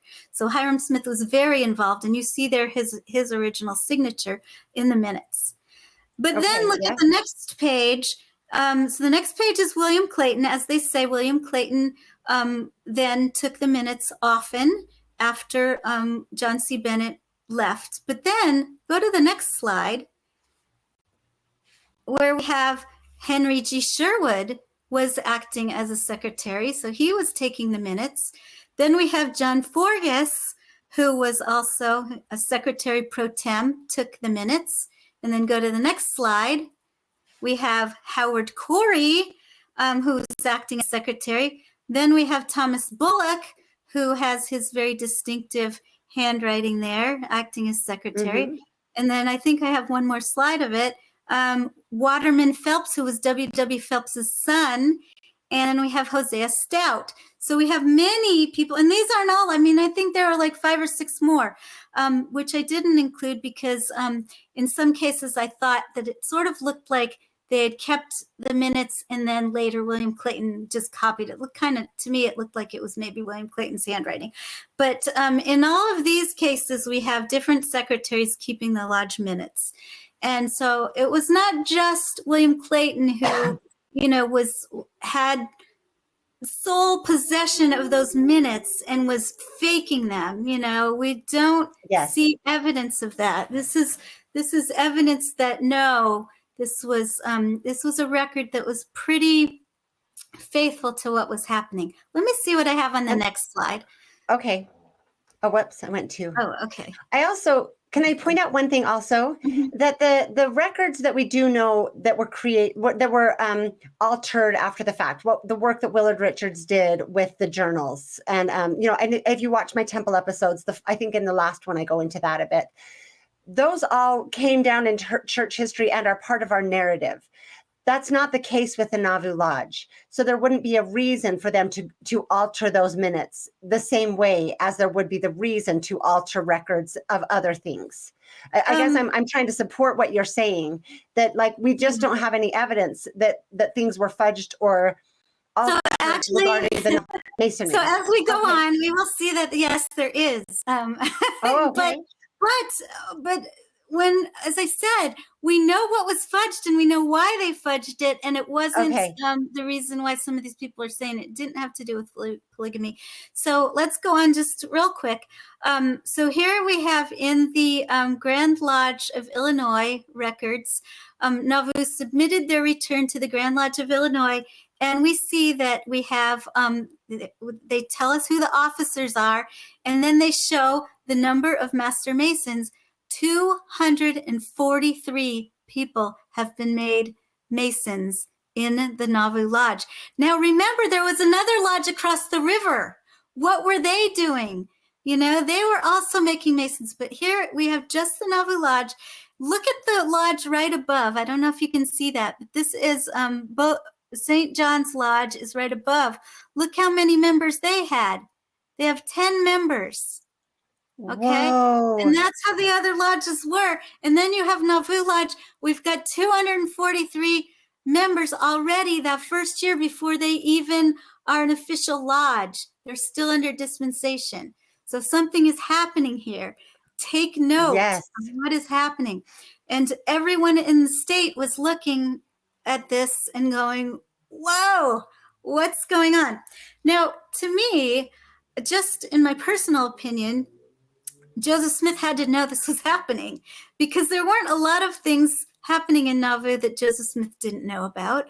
Some of you may say that polygamy was happening that he didn't know about, but I would say even if I accept the fact that Joseph never lived polygamy or taught it, I would say that he knew it was happening, right? Well, I just want to clarify.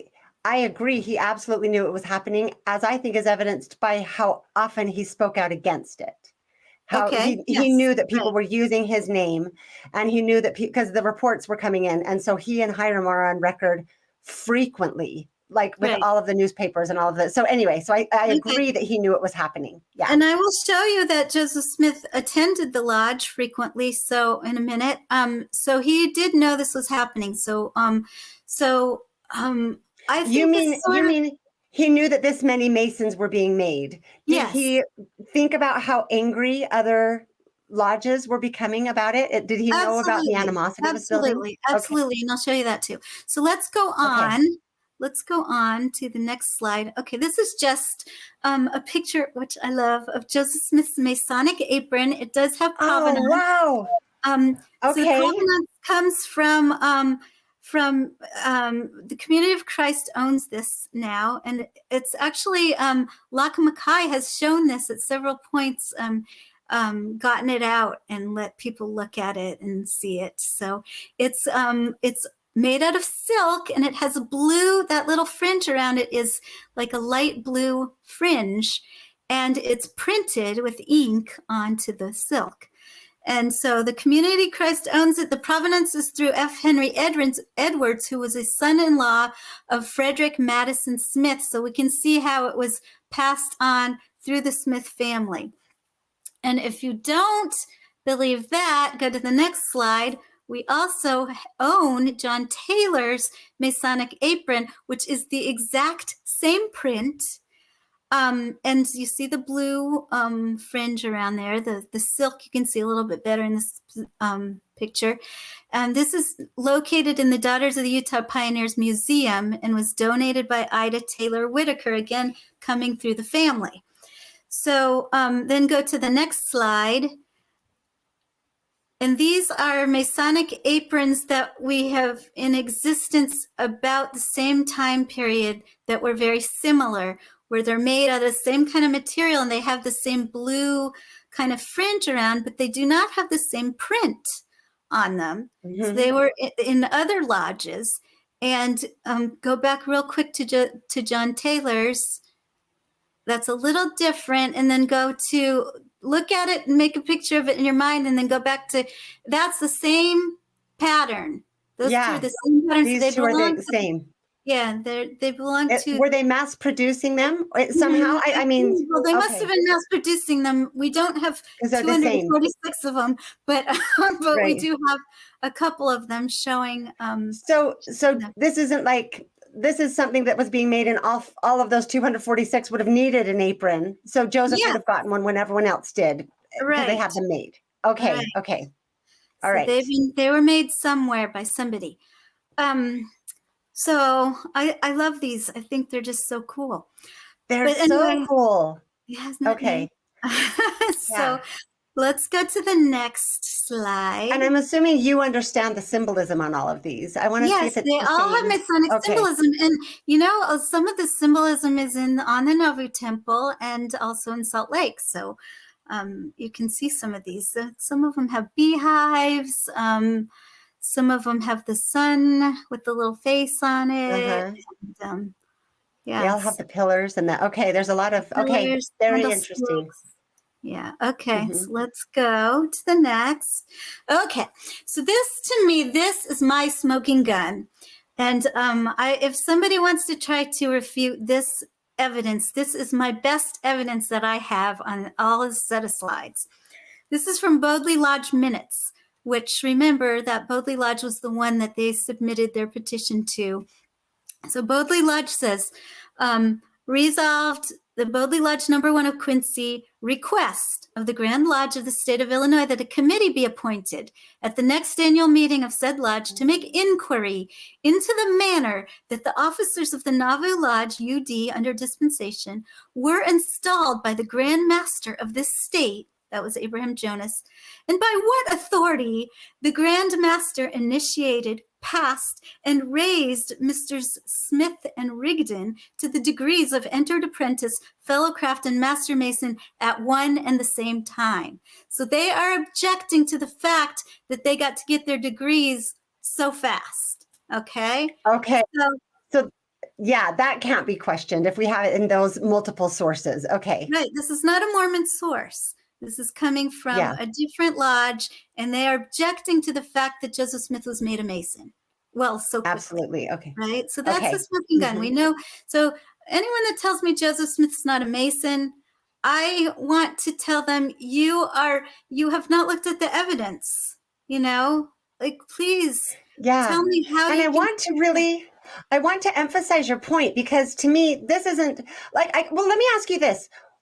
Do you get a sense of the reason they want to have Joseph not be a Mason? Is it because of this idea that it weakens the temple? Yes, they want to disassociate with him. Okay, go Right. ahead. I Yes. don't think that, first of all, I don't think many people don't want Joseph Smith to have brought things from Masonry into our temple ceremony because they want that to have been revealed from God. Now, there's several, you can get around that. Theological, you can make theological arguments that will get around that. But I think that's one of the motivations is they don't want Joseph Smith they don't want to say, okay, Joseph Smith was made a Mason, and then a couple weeks later he initiated the temple ceremony and we have Masonic elements in that. And so what was that all about? They don't want to have that happen. So they just want to Okay. say, oh, it just came to him. The Lord revealed it to him, and he was never a Mason. And then other people, Okay. as we said before, other people are thinking this is a satanic institution. Joseph Smith never would have been involved in it. He was a prophet. He would have known it has to do with Satan, and he just wouldn't have been a Mason, right? Okay. So Yeah. I see those two motivations. I mean, Okay, that's helpful. Thank you. So, and I think it is really, I like what you stated. Like, guys, please look at the evidence, because if we want people to take us seriously in the polygamy debate where there is a discussion to be had, right? I think even if you don't agree, you would agree there's a discussion to be had, a legitimate discussion. Yeah. That's not the case with the Masonry, it looks like. And so let's Right. not. So I feel like it's let's not funny do that. because when I've engaged people on like Hemlock Knots and some of the other Facebook groups that discuss this, I have done it, I feel altruistically that I am Yes. saying, I am helping you. You know, I think you have an argument to make. Don't use this as part of your argument because I can so easily blast you away. And then I put up my evidence, and I've shared these documents on these sites, and people Okay. will not look at them. So I'm hoping Yeah. that you have the you know, the cachet that some of your We'll fans see. will well, And for those who are adamant that Joseph was never a Mason, maybe I'll lose all credibility with them at this point. But I do hope that they I will look hope at these not. documents, because Right. I want to be taken seriously as a credible amateur historian, because Yes. the documents are how I make my conclusions. And so we can't afford to do that. I will be curious to see I kind of wish you had watched at least my fourth part on the temple before we had this conversation, because I'm curious to know what your thoughts would be on that and how that might play in to what we're talking about. So, Okay. So, And we yeah. might even talk about it today, but let's go on because we've got a long conversation here. But okay, so more accusations. Okay, so John C. Bennett, when he left the church, was I feel kind of there were many reasons why he should not have been excommunicated. One of them was that they were saying that he had been kicked out of Masonry from another lodge before he came into Nauvoo, and he said, "No, I wasn't." And they said, and even the Grand Master said, "Go ahead and kick him out of the Nauvoo lodge because we know that he was kicked out of another lodge in Ohio." Pickaway Lodge. But when we go back and look at the Pickaway Lodge minutes, we see that Bennett was right. He was never kicked out of Pickaway Lodge. He demitted honorably from that lodge, which is what happens when you move to another state or something. The lodge, it's like moving from the ward. The ward, you know, gives you records to the next lodge, right? So he should not have been kicked out of Nauvoo Lodge. There was not a reason for him to. And so he was furious for good reason, I think. He was so mad. And I think Joseph Smith had promised him certain things, and then those didn't happen. And so he was very angry. And so he made many accusations because out of his anger and out of his fury. And sometimes those accusations went a little bit, what's that word that you go over and above? They were exaggerated. Anyway, exaggerated. Okay. So there are some things that are exaggerated, but then there are things that I look at his accusations, and I look at the minute books, and I say, you know what, this accusation was actually what was happening. So the first accusation I want to talk about is Bennett said, he, Joe Smith, and 5 others were entered, passed, and raised before the lodge was installed by the Grand Master. and that they all pass through a second time afterwards. So we've looked at that, and that makes sense. That accusation probably is not exaggerated. That's probably a correct accusation of what happened. We just talked about that. So then his second one, he said that record, the one that he kept as secretary, that record was sealed up and a new one commenced. The second was sealed up and a third commenced. And then a new record book procured, and such parts copied as they were willing should go to the Grand Lodge. This is a little confusing for people who aren't, but I want to just say, first of all, before I go into that a little bit more, I want to say I accept this as a valid accusation.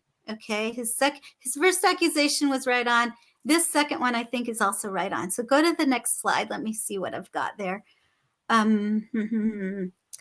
Okay, a little bit later on, I'll make that more clear. But here's where he says, oh yeah, here's just the same thing. Okay, no, this is a little different. 63 persons were balloted for in one ballot.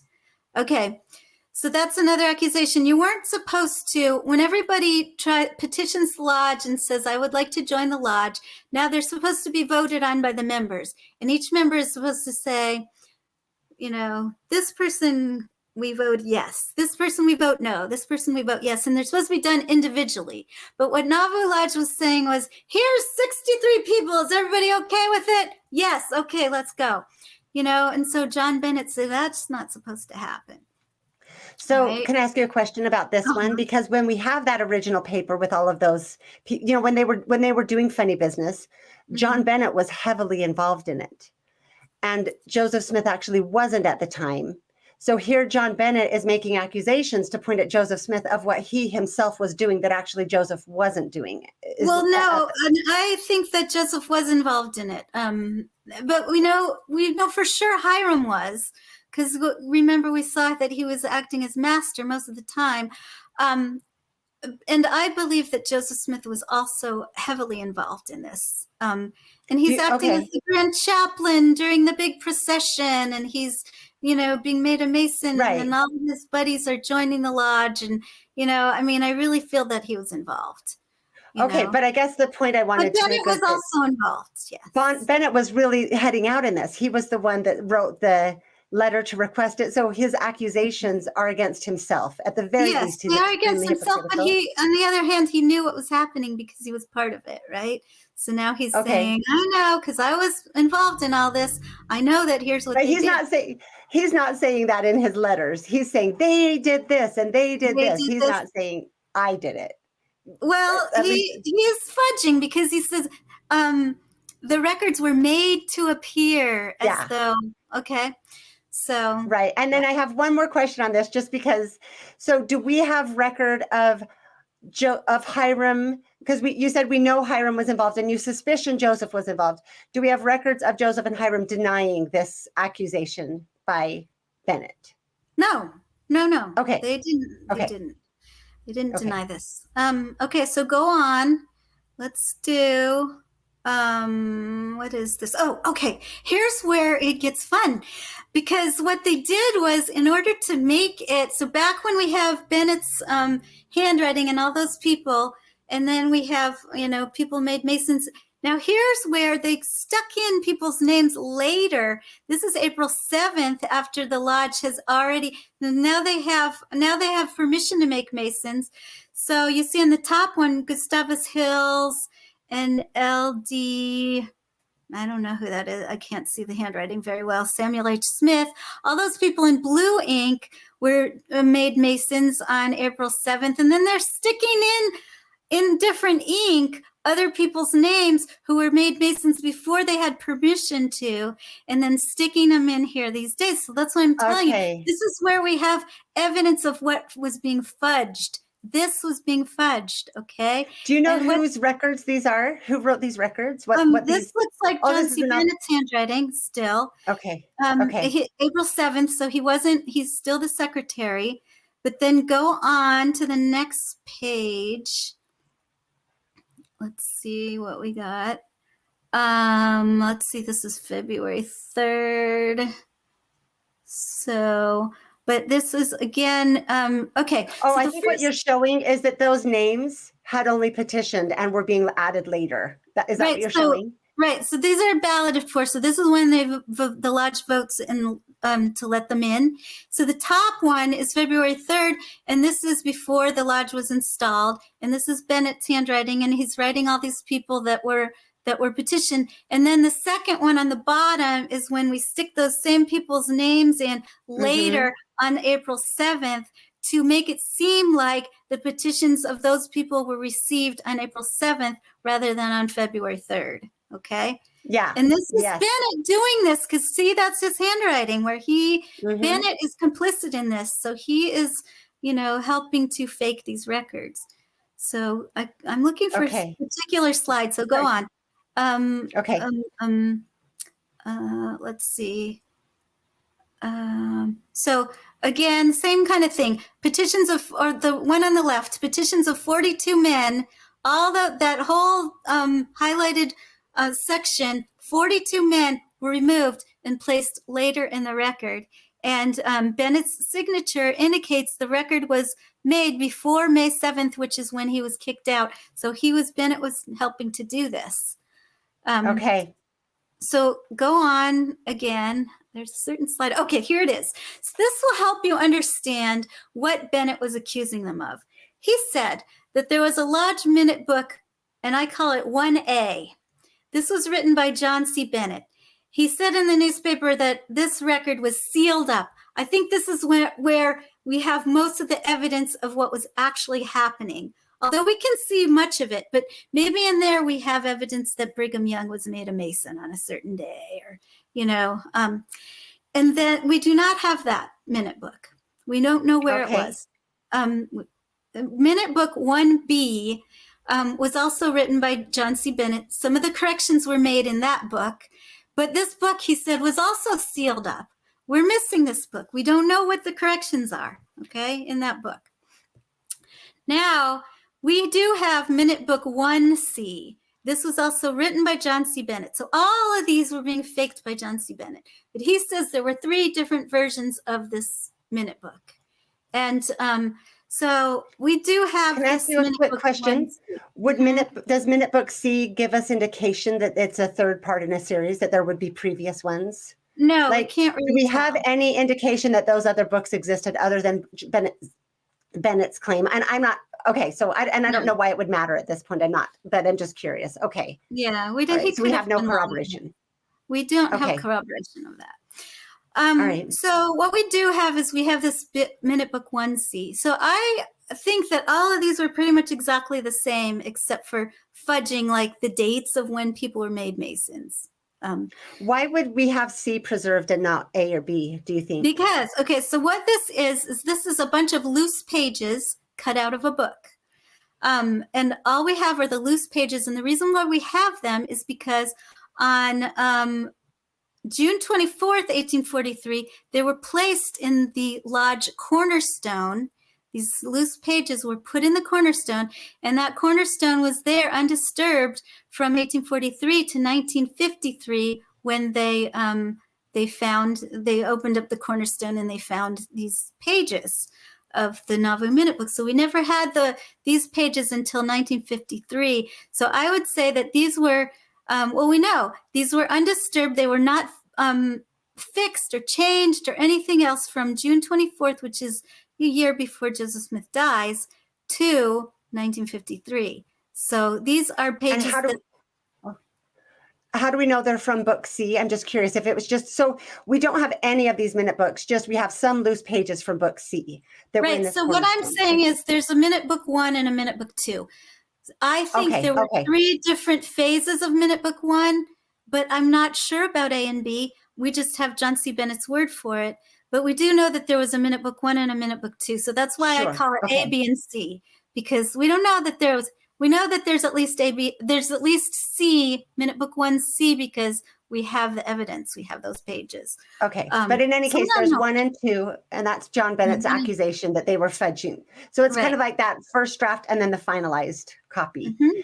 So, and it was John Bennett doing it. Okay. So Book 1, those pages are all written by John C. Bennett as Secretary of the Lodge. Okay.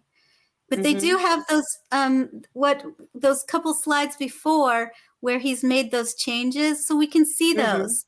And those were the ones that come out of the cornerstone. Okay. And then we also have in Salt Lake City, we also have, okay, keep going, go back to, sorry. Okay. Okay. So we also have Minute Book 2, which is an actual book in which the Lodge minutes are written. And those are written by William Clayton and the other scribes that I was talking to you about. So what William Clayton did was he took, before these minutes in the loose pages written by John C. Bennett were put into the cornerstone, he copied them into this new book. So we have William Clayton's handwriting. So if we only had Minute Book 2, we could say, well, all those early pages that were written by John C. Bennett were actually written by William Clayton.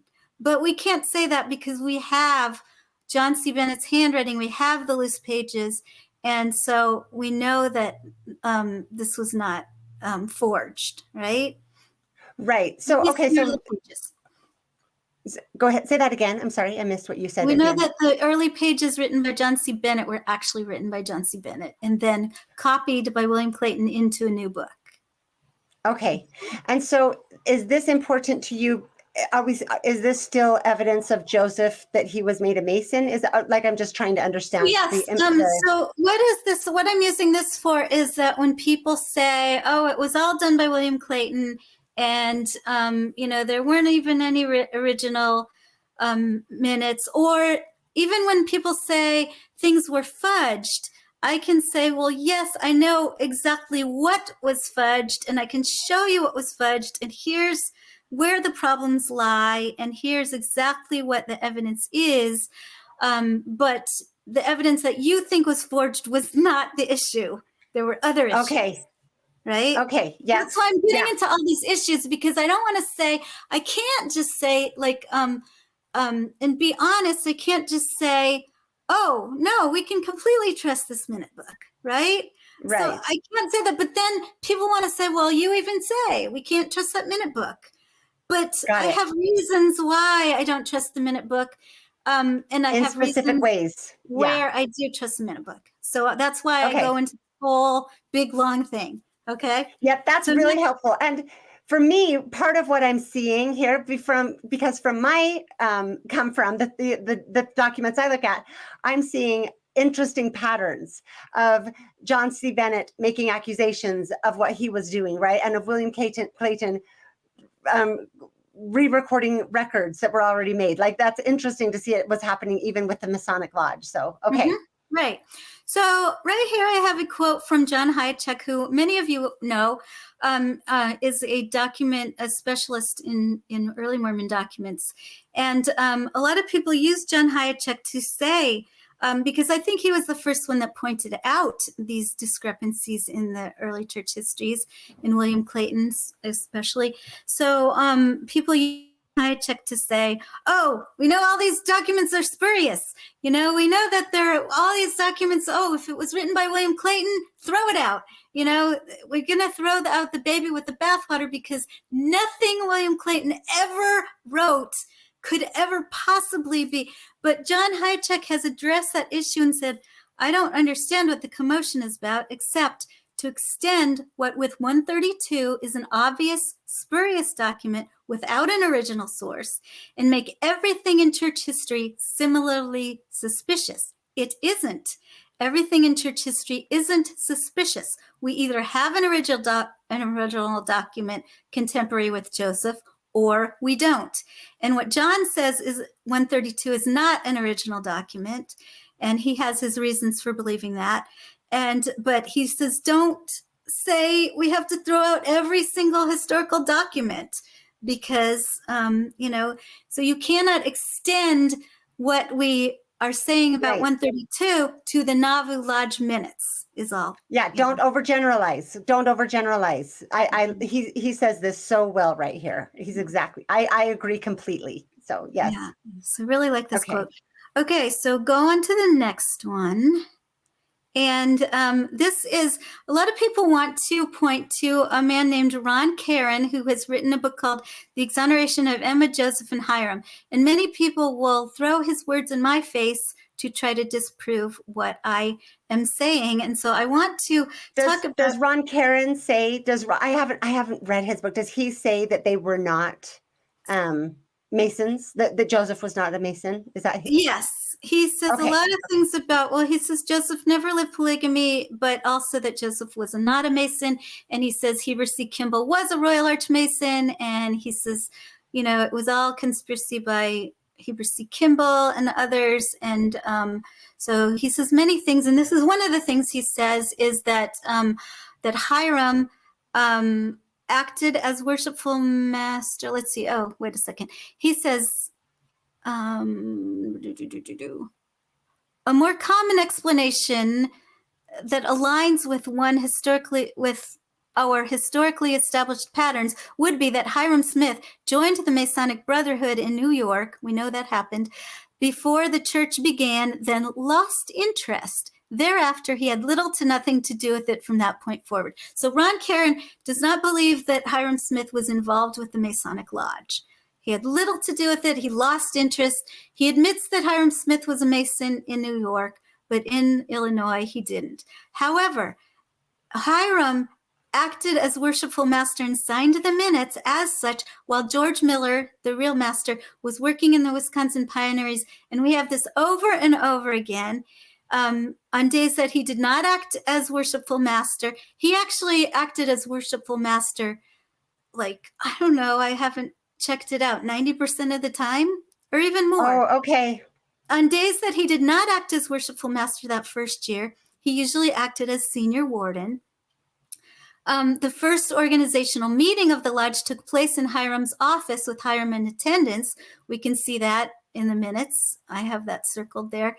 Hiram attended every meeting before the lodge was installed. So he had an interest in getting the lodge going in Nauvoo. He was one of the movers and shakers that wanted that lodge to happen. He held the organizational meeting in his office, and he was part of that.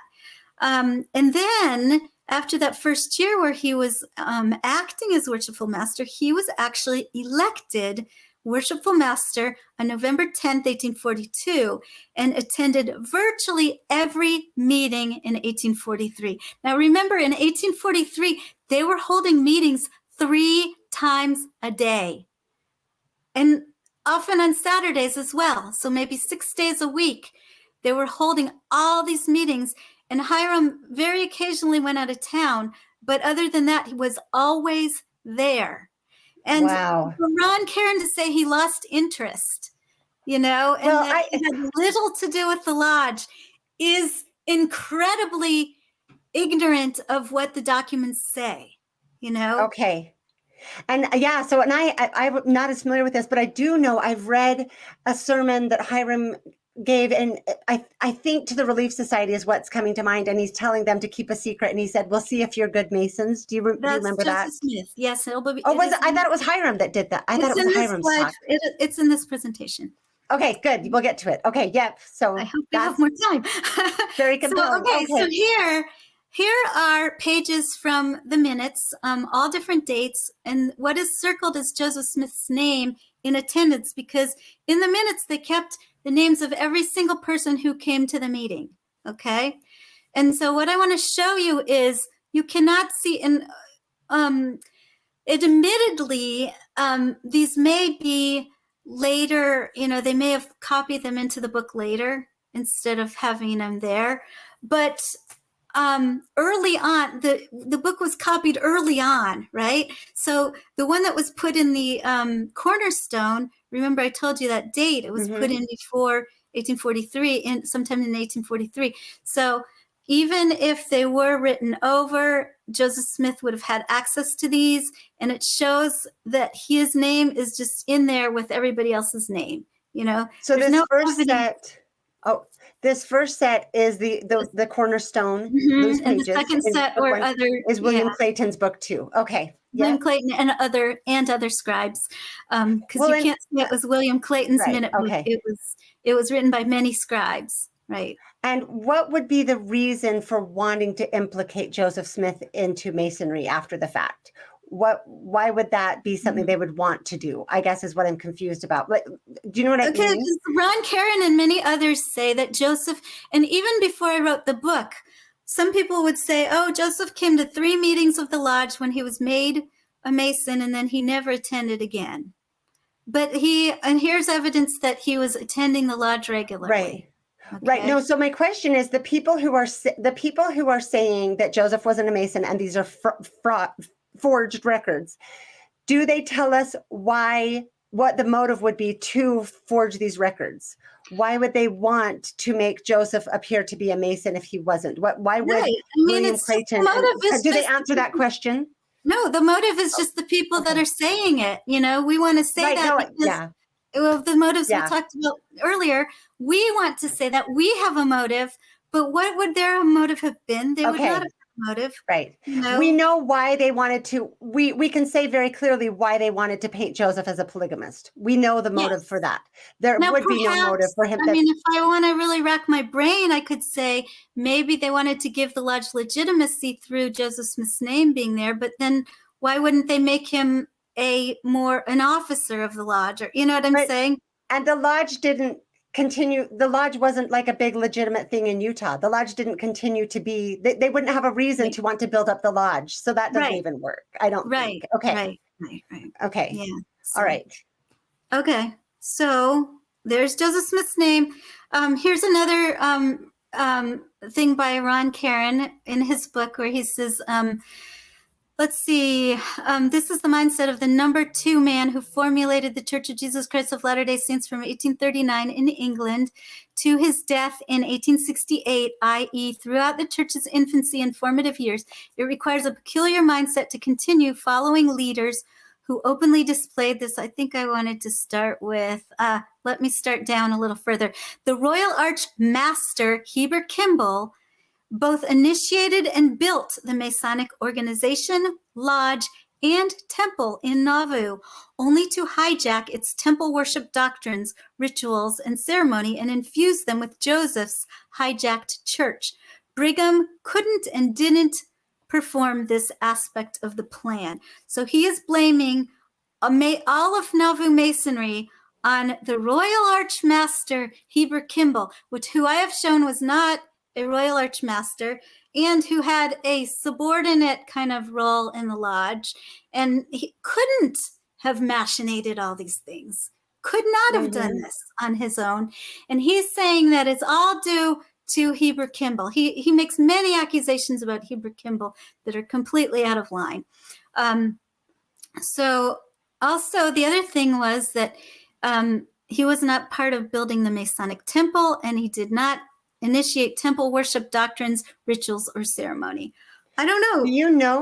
Do you know if Ron Karen provides footnotes for this? I don't see any on this page. Are there, does he provide evidence or sources? Because from what you've showed us, I'm wondering what evidence he would use. No, he doesn't have evidence. He doesn't have evidence of these things. So let's go to the next slide, which is also him saying, talking about the Nauvoo LDS temple. And this is something that's been picked up by many people. And I do not want you to pick this up. Please do not pick this up. But Ron Karen says the Nauvoo temple is, the Nauvoo temple was always Masonic from the day they conceived it in February 1843 to the day they laid the cornerstone on June 24th, 1843. It was still a Masonic temple when they deposited their Masonic minute books into its cornerstone. It was Masonic. Basically what he's saying is he's conflating. He thinks there was one temple in Nauvoo, and it was the Masonic temple. And that's the one. The Nauvoo temple is only Masonic, is what he's saying. He's saying all these Masons got together, they built a temple, and that's the one that we have today that was rebuilt by Gordon B. Hinckley, was it? That we have in Nauvoo that we say is the LDS temple. That was never an LDS temple. That was always only a Masonic temple.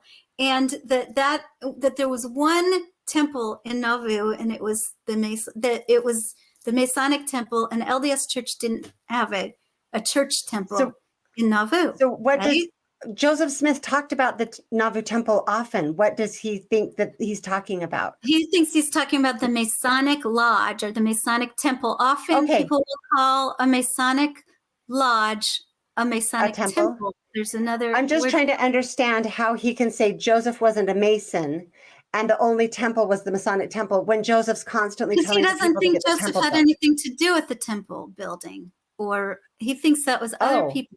So he thinks that was Masons. So Okay. here's what he says. Let's see. When Gordon B. Hinckley began building the LDS temple over the foundation of William Weeks's Nauvoo Masonic temple that he designed and oversaw the building aspect as the architect. From this point forward, the LDS Church not only changed the historicity of this Nauvoo temple, but they also, what's that word? Had to reach further back into history and attempt to change the historicity of the Kirtland Chapel and create the illusion that Joseph also built that structure as a temple. So I'm going to adjust several things here. Okay, so we have I think his confusion and other people's that take this up, and I'm addressing this. I know that you do not do this, but I'm addressing this is because many people have taken this up. Okay. And so the confusion comes in because the architect of the Nauvoo LDS temple was William Weeks. And he also is the architect of the Masonic Lodge, Hall, Temple, whatever you want to call it. But we know that the Nauvoo LDS temple is located on 50 North Wells Street, where it is today. The cornerstone was laid on April 6, 1841. Its dedication was April 30, 1846, after Joseph Smith was dead. The Masonic Lodge or Masonic Temple is located at 315 Main Street. The cornerstone was laid on a different day, June 24th, 1842. The dedication was April 5th, 1844, before Joseph Smith died. Okay? Okay. So there's evidence of all of it. Well, right. But this seems so bizarre to me. It doesn't even warrant debunking because it's so strange. I mean, that is the exact reason why I must debunk it, because it is it's so off the wall that when people who want to say Joseph Smith never practiced polygamy and connect this with that, no one listens to them. Good. No one listens to them because they're like, that's stupid. There were two temples. We know that. So what you're saying about polygamy, we can also discount must be that. this dumb. Right. Okay. Right, this is good. And you know what? I don't know. Like I said, I haven't read Ron Caron's books, and maybe he has some really good arguments. So I don't want to throw out hate to Ron Caron, but it is good with and maybe he would retract some of this now if he had better sources. So no, you don't have to I don't know. I don't know the situation. I want to make a plea to people. Please read all sources critically. Not this is exactly the problem that both sides do. If it's favorable to them, then they just accept it all and don't challenge it. And that's always going to get us into trouble. And I cannot tell you how many people say, but Ron Caron says to me, I have studied this for years and years and years. And people are going to say, but Ron Caron says there was only ever one temple. So let's go on really fast with just a little bit of the documentation. Oh, so he says it reaches back to Kirtland. This is something I think maybe Michelle doesn't know. But he says many people in your circles say that Kirtland Temple was never called the Kirtland Temple. Well, I agree that it was often called the House of the Lord. It was often called the Kirtland Chapel. However, do not say it was never called the Kirtland Temple, because it was called the Kirtland Temple. Here's a document, a deed by my guy, William Marks, a deed by William Marks to Meade, Stafford and Company in 1837, calling the stone temple called also the house. Okay, so they're calling it the chapel house and they're calling it a temple. Later on in the document, from the south side of said temple. So here is one document that calls temple. Go to the next slide. And here are more places of papers in the Kirtland High Council minutes. They're talking about the Book of Abraham and translate and print those records taken from the catacombs of Egypt. Now in the temple, they kept those records from the Book of Abraham in the Kirtland House of the Lord, which here they're calling the temple. Okay. And this is 1837. Later on in the document, on November 6th, 1837, it says the High Council met Brother William Marks and then repaired to the temple. Okay.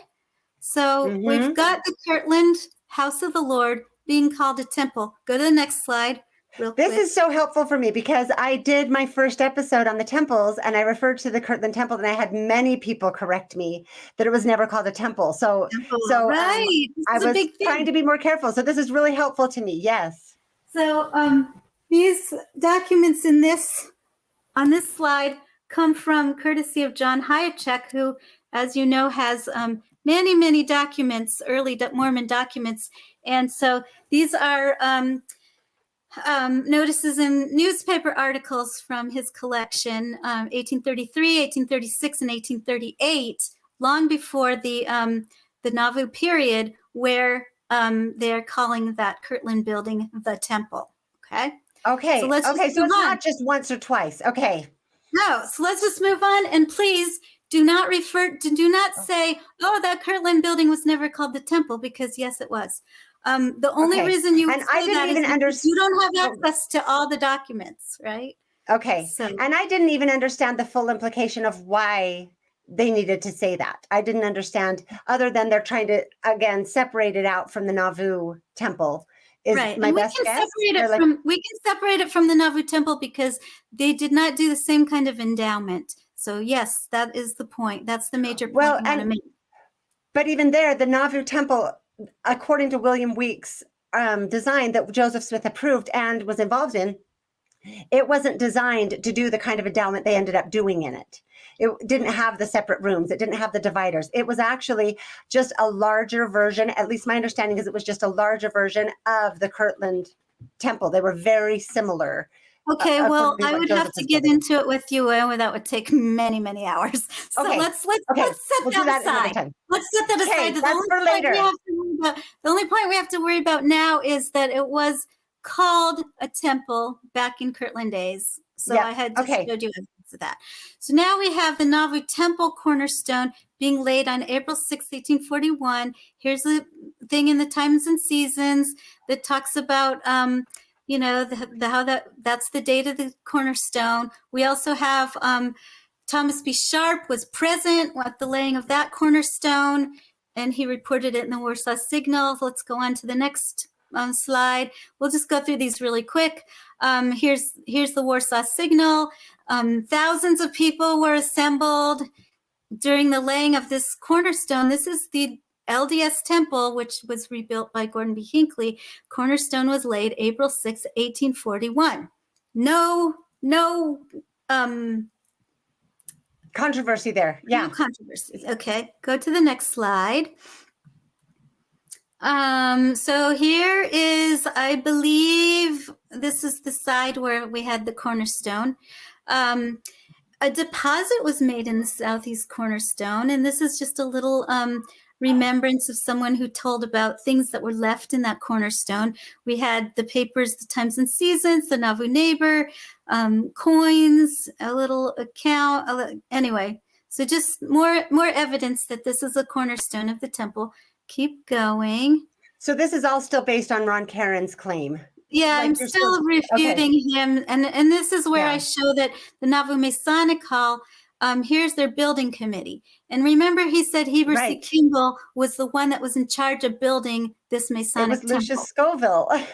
Scoville, Samuel Rolfe, and Aaron Johnson, with William Weeks as the principal architect. Do you see Heber C. Kimball's name in there? No, he was not involved. Okay, go on. This is the Masonic Lodge Cornerstone, which was a different building. Okay, so here we have Joseph Smith's journal, handwriting of Willard Richards, Saturday, June 24th. This is the journal you're talking about, right? Where it's the original.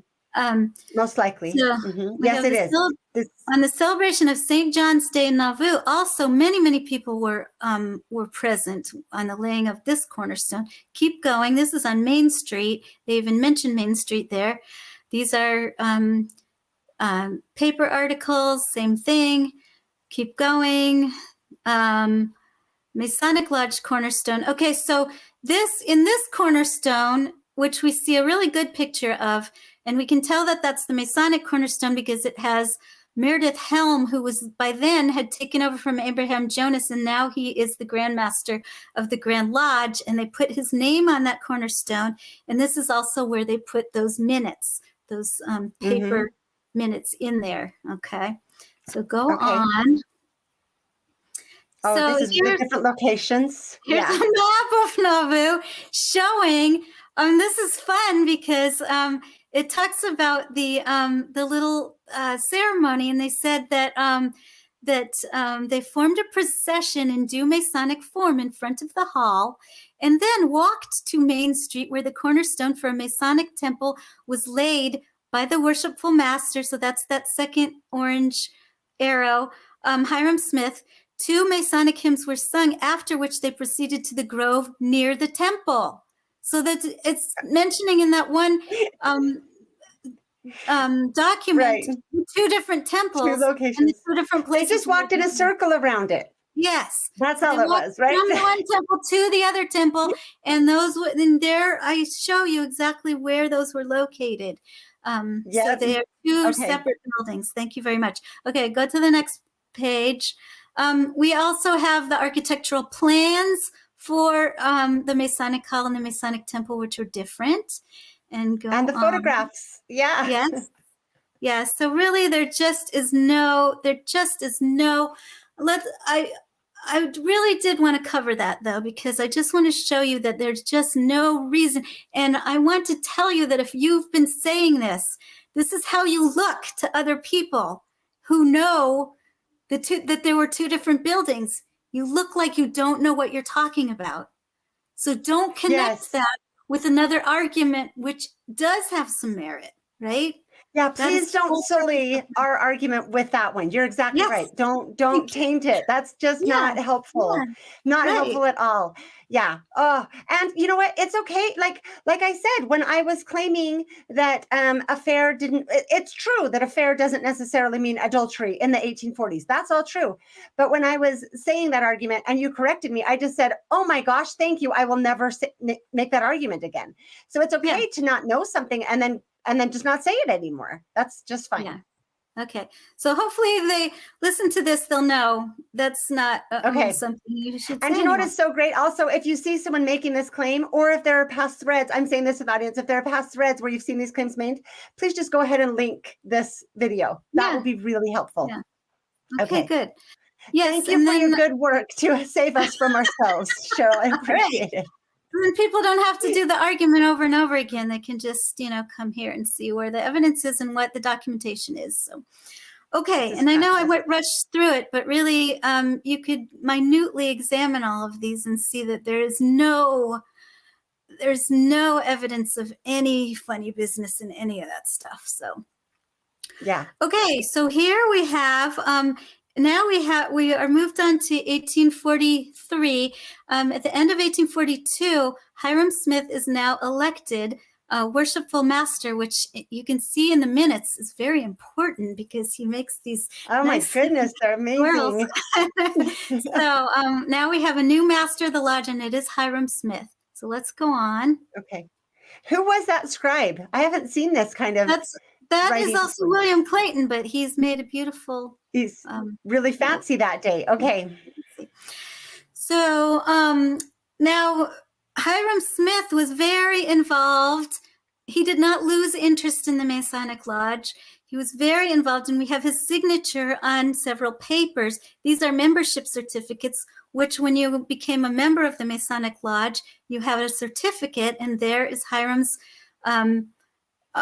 original autograph on those certificates of masonry. So, I mean, we do know that Joseph Smith was involved, but at the very least, even if you want to say Joseph Smith didn't have a lot to do with the Masonic Lodge, which I believe he did, but even if you want to say that, at the very least, we have so much evidence that Hiram was behind much of Hiram was in the deeply, Masonic heavily involved. It was his project practically. And this was when the Masonic Lodge went from that 243 people to 1,500 Masons in Nauvoo. And some people say that if Joseph and Hiram weren't killed, that virtually every man would have been made a Mason. And I believe that's true. Interestingly enough, the Masonic Lodge was important enough that even after, because a lot of people say that Masonry was a preparation for the temple. So maybe they got prepared as Masons, and then they had the temple ceremony later, and then they didn't need Masonry anymore. But that's not true, because we have some people that after Joseph Smith died and Brigham Young was giving people the endowment, they got their endowment and weren't Masons yet, but then later became Masons after they got their endowment. So Masonry was still important in Nauvoo, even after the temple ceremony was going on. Okay. So they didn't see it that way. We might want to explain it that way, but that wasn't how they saw it. That wasn't how they saw it. Okay, so you mentioned the Relief Society minutes, and this is what you were talking about. This is an epistle from Joseph Smith and other church leaders. The next page will show which church leaders signed the epistle, or they did sign the epistle, but this is just the secretary writing it in the minute book. March 31st, 1842 mentions Masonry in connection with the sisters. There may be some among you who are not sufficiently skilled in Masonry as to keep a secret. I've written an article that you can look up online that talks about the connection of Relief Society with Masonry. So you can... Ooh. Will you send me that link so I'll be sure to include it? It's on my academia site again. So it's called Keeping a Secret, the Nauvoo Relief Society. So keep on going. The next page of that mentions Masonry. Let this epistle be had as a private matter in your society, and then we shall learn whether you're good Masons. And it was signed by Joseph Smith, president of the Church of Jesus Christ of Latter-day Saints. We also have Hiram Smith, Heber C. Kimball, Willard Richards, Vincent Knight, and Brigham Young's names connected with that document. So Okay, and then I've come to the end. Here is a picture of the upper room in Joseph Smith's store, and I hope that later on that we can have a conversation about temple work, because I do believe that Joseph Smith was the instigator of the endowment, of the Nauvoo endowment that started in, and I can show what he brought in from Masonry, and several of the documents you've already discussed that I would like to use, but I think you put a little different spin on them than I would. But this, you can see here, it is a good place for Masonic Lodge meetings to happen, as well as the endowment ceremony to happen. so you agree with the May 4th and May 5th, 1842 date for the original endowment? Okay. Right. Yes. I would love to have that conversation. But I do not believe that it was in its final form. We know that it did change, but a lot of people don't know exactly what it was. Sort of like this presentation. You don't know exactly what changed, so you just want to say it changed, right? But were there Masonic handshakes there? Were there, symbol? What was in the original ceremony, and what did Brigham Young change? We know he changed it, but do we know exactly what was changed and how and why and etc.? So that's an interesting conversation. I'm super curious. Yes, I would love to have that conversation, because I really question the May 4th and 5th dates. I don't agree with those, and but I'm so wide open to learning more. So I'd love to have that conversation. But I am open to Joseph being a Mason. Like, I'm not saying that. I don't think the temple came from Joseph, or I question how much involvement Joseph had in the endowment, but it's not because I think he wasn't a Mason, or you know what I mean? So I guess we both have different parts. Yes. It'll be an interesting conversation, because there's so much to sort out. And there's less evidence in that conversation than there is in Masonry. But I do want to just show with this preliminary presentation that we do have lots of evidence that can show that Joseph Smith was a Mason, so you can feel very confident in saying that he was. Okay, that's great. So I'm going to go ahead and take this off.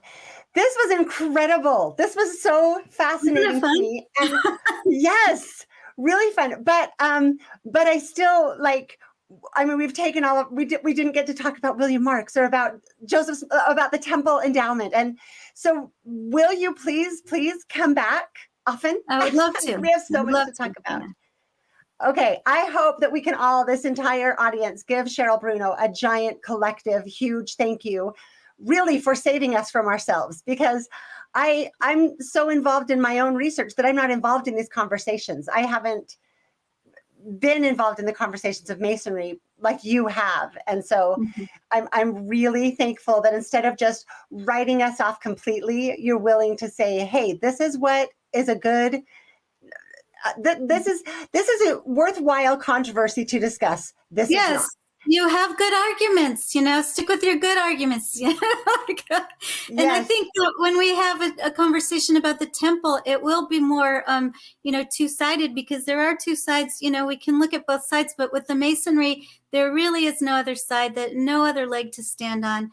So separate your conversations about Masonry from your conversations about whether Joseph Smith lived polygamy. Okay. Cheryl, thank you so much for all of this. And I am really looking forward to talking to you again. Wasn't that fascinating? I think some of my favorite takeaways are, first of all, that a well-respected historian, published everywhere, generally well-respected by everybody, has acknowledged that we have a valid argument, right? And I know that we have a valid argument. It's just nice to see people being willing to engage with it. I have so much respect for Cheryl, for her clarity, her honesty, her willingness to engage. I am looking forward to having more conversations with her.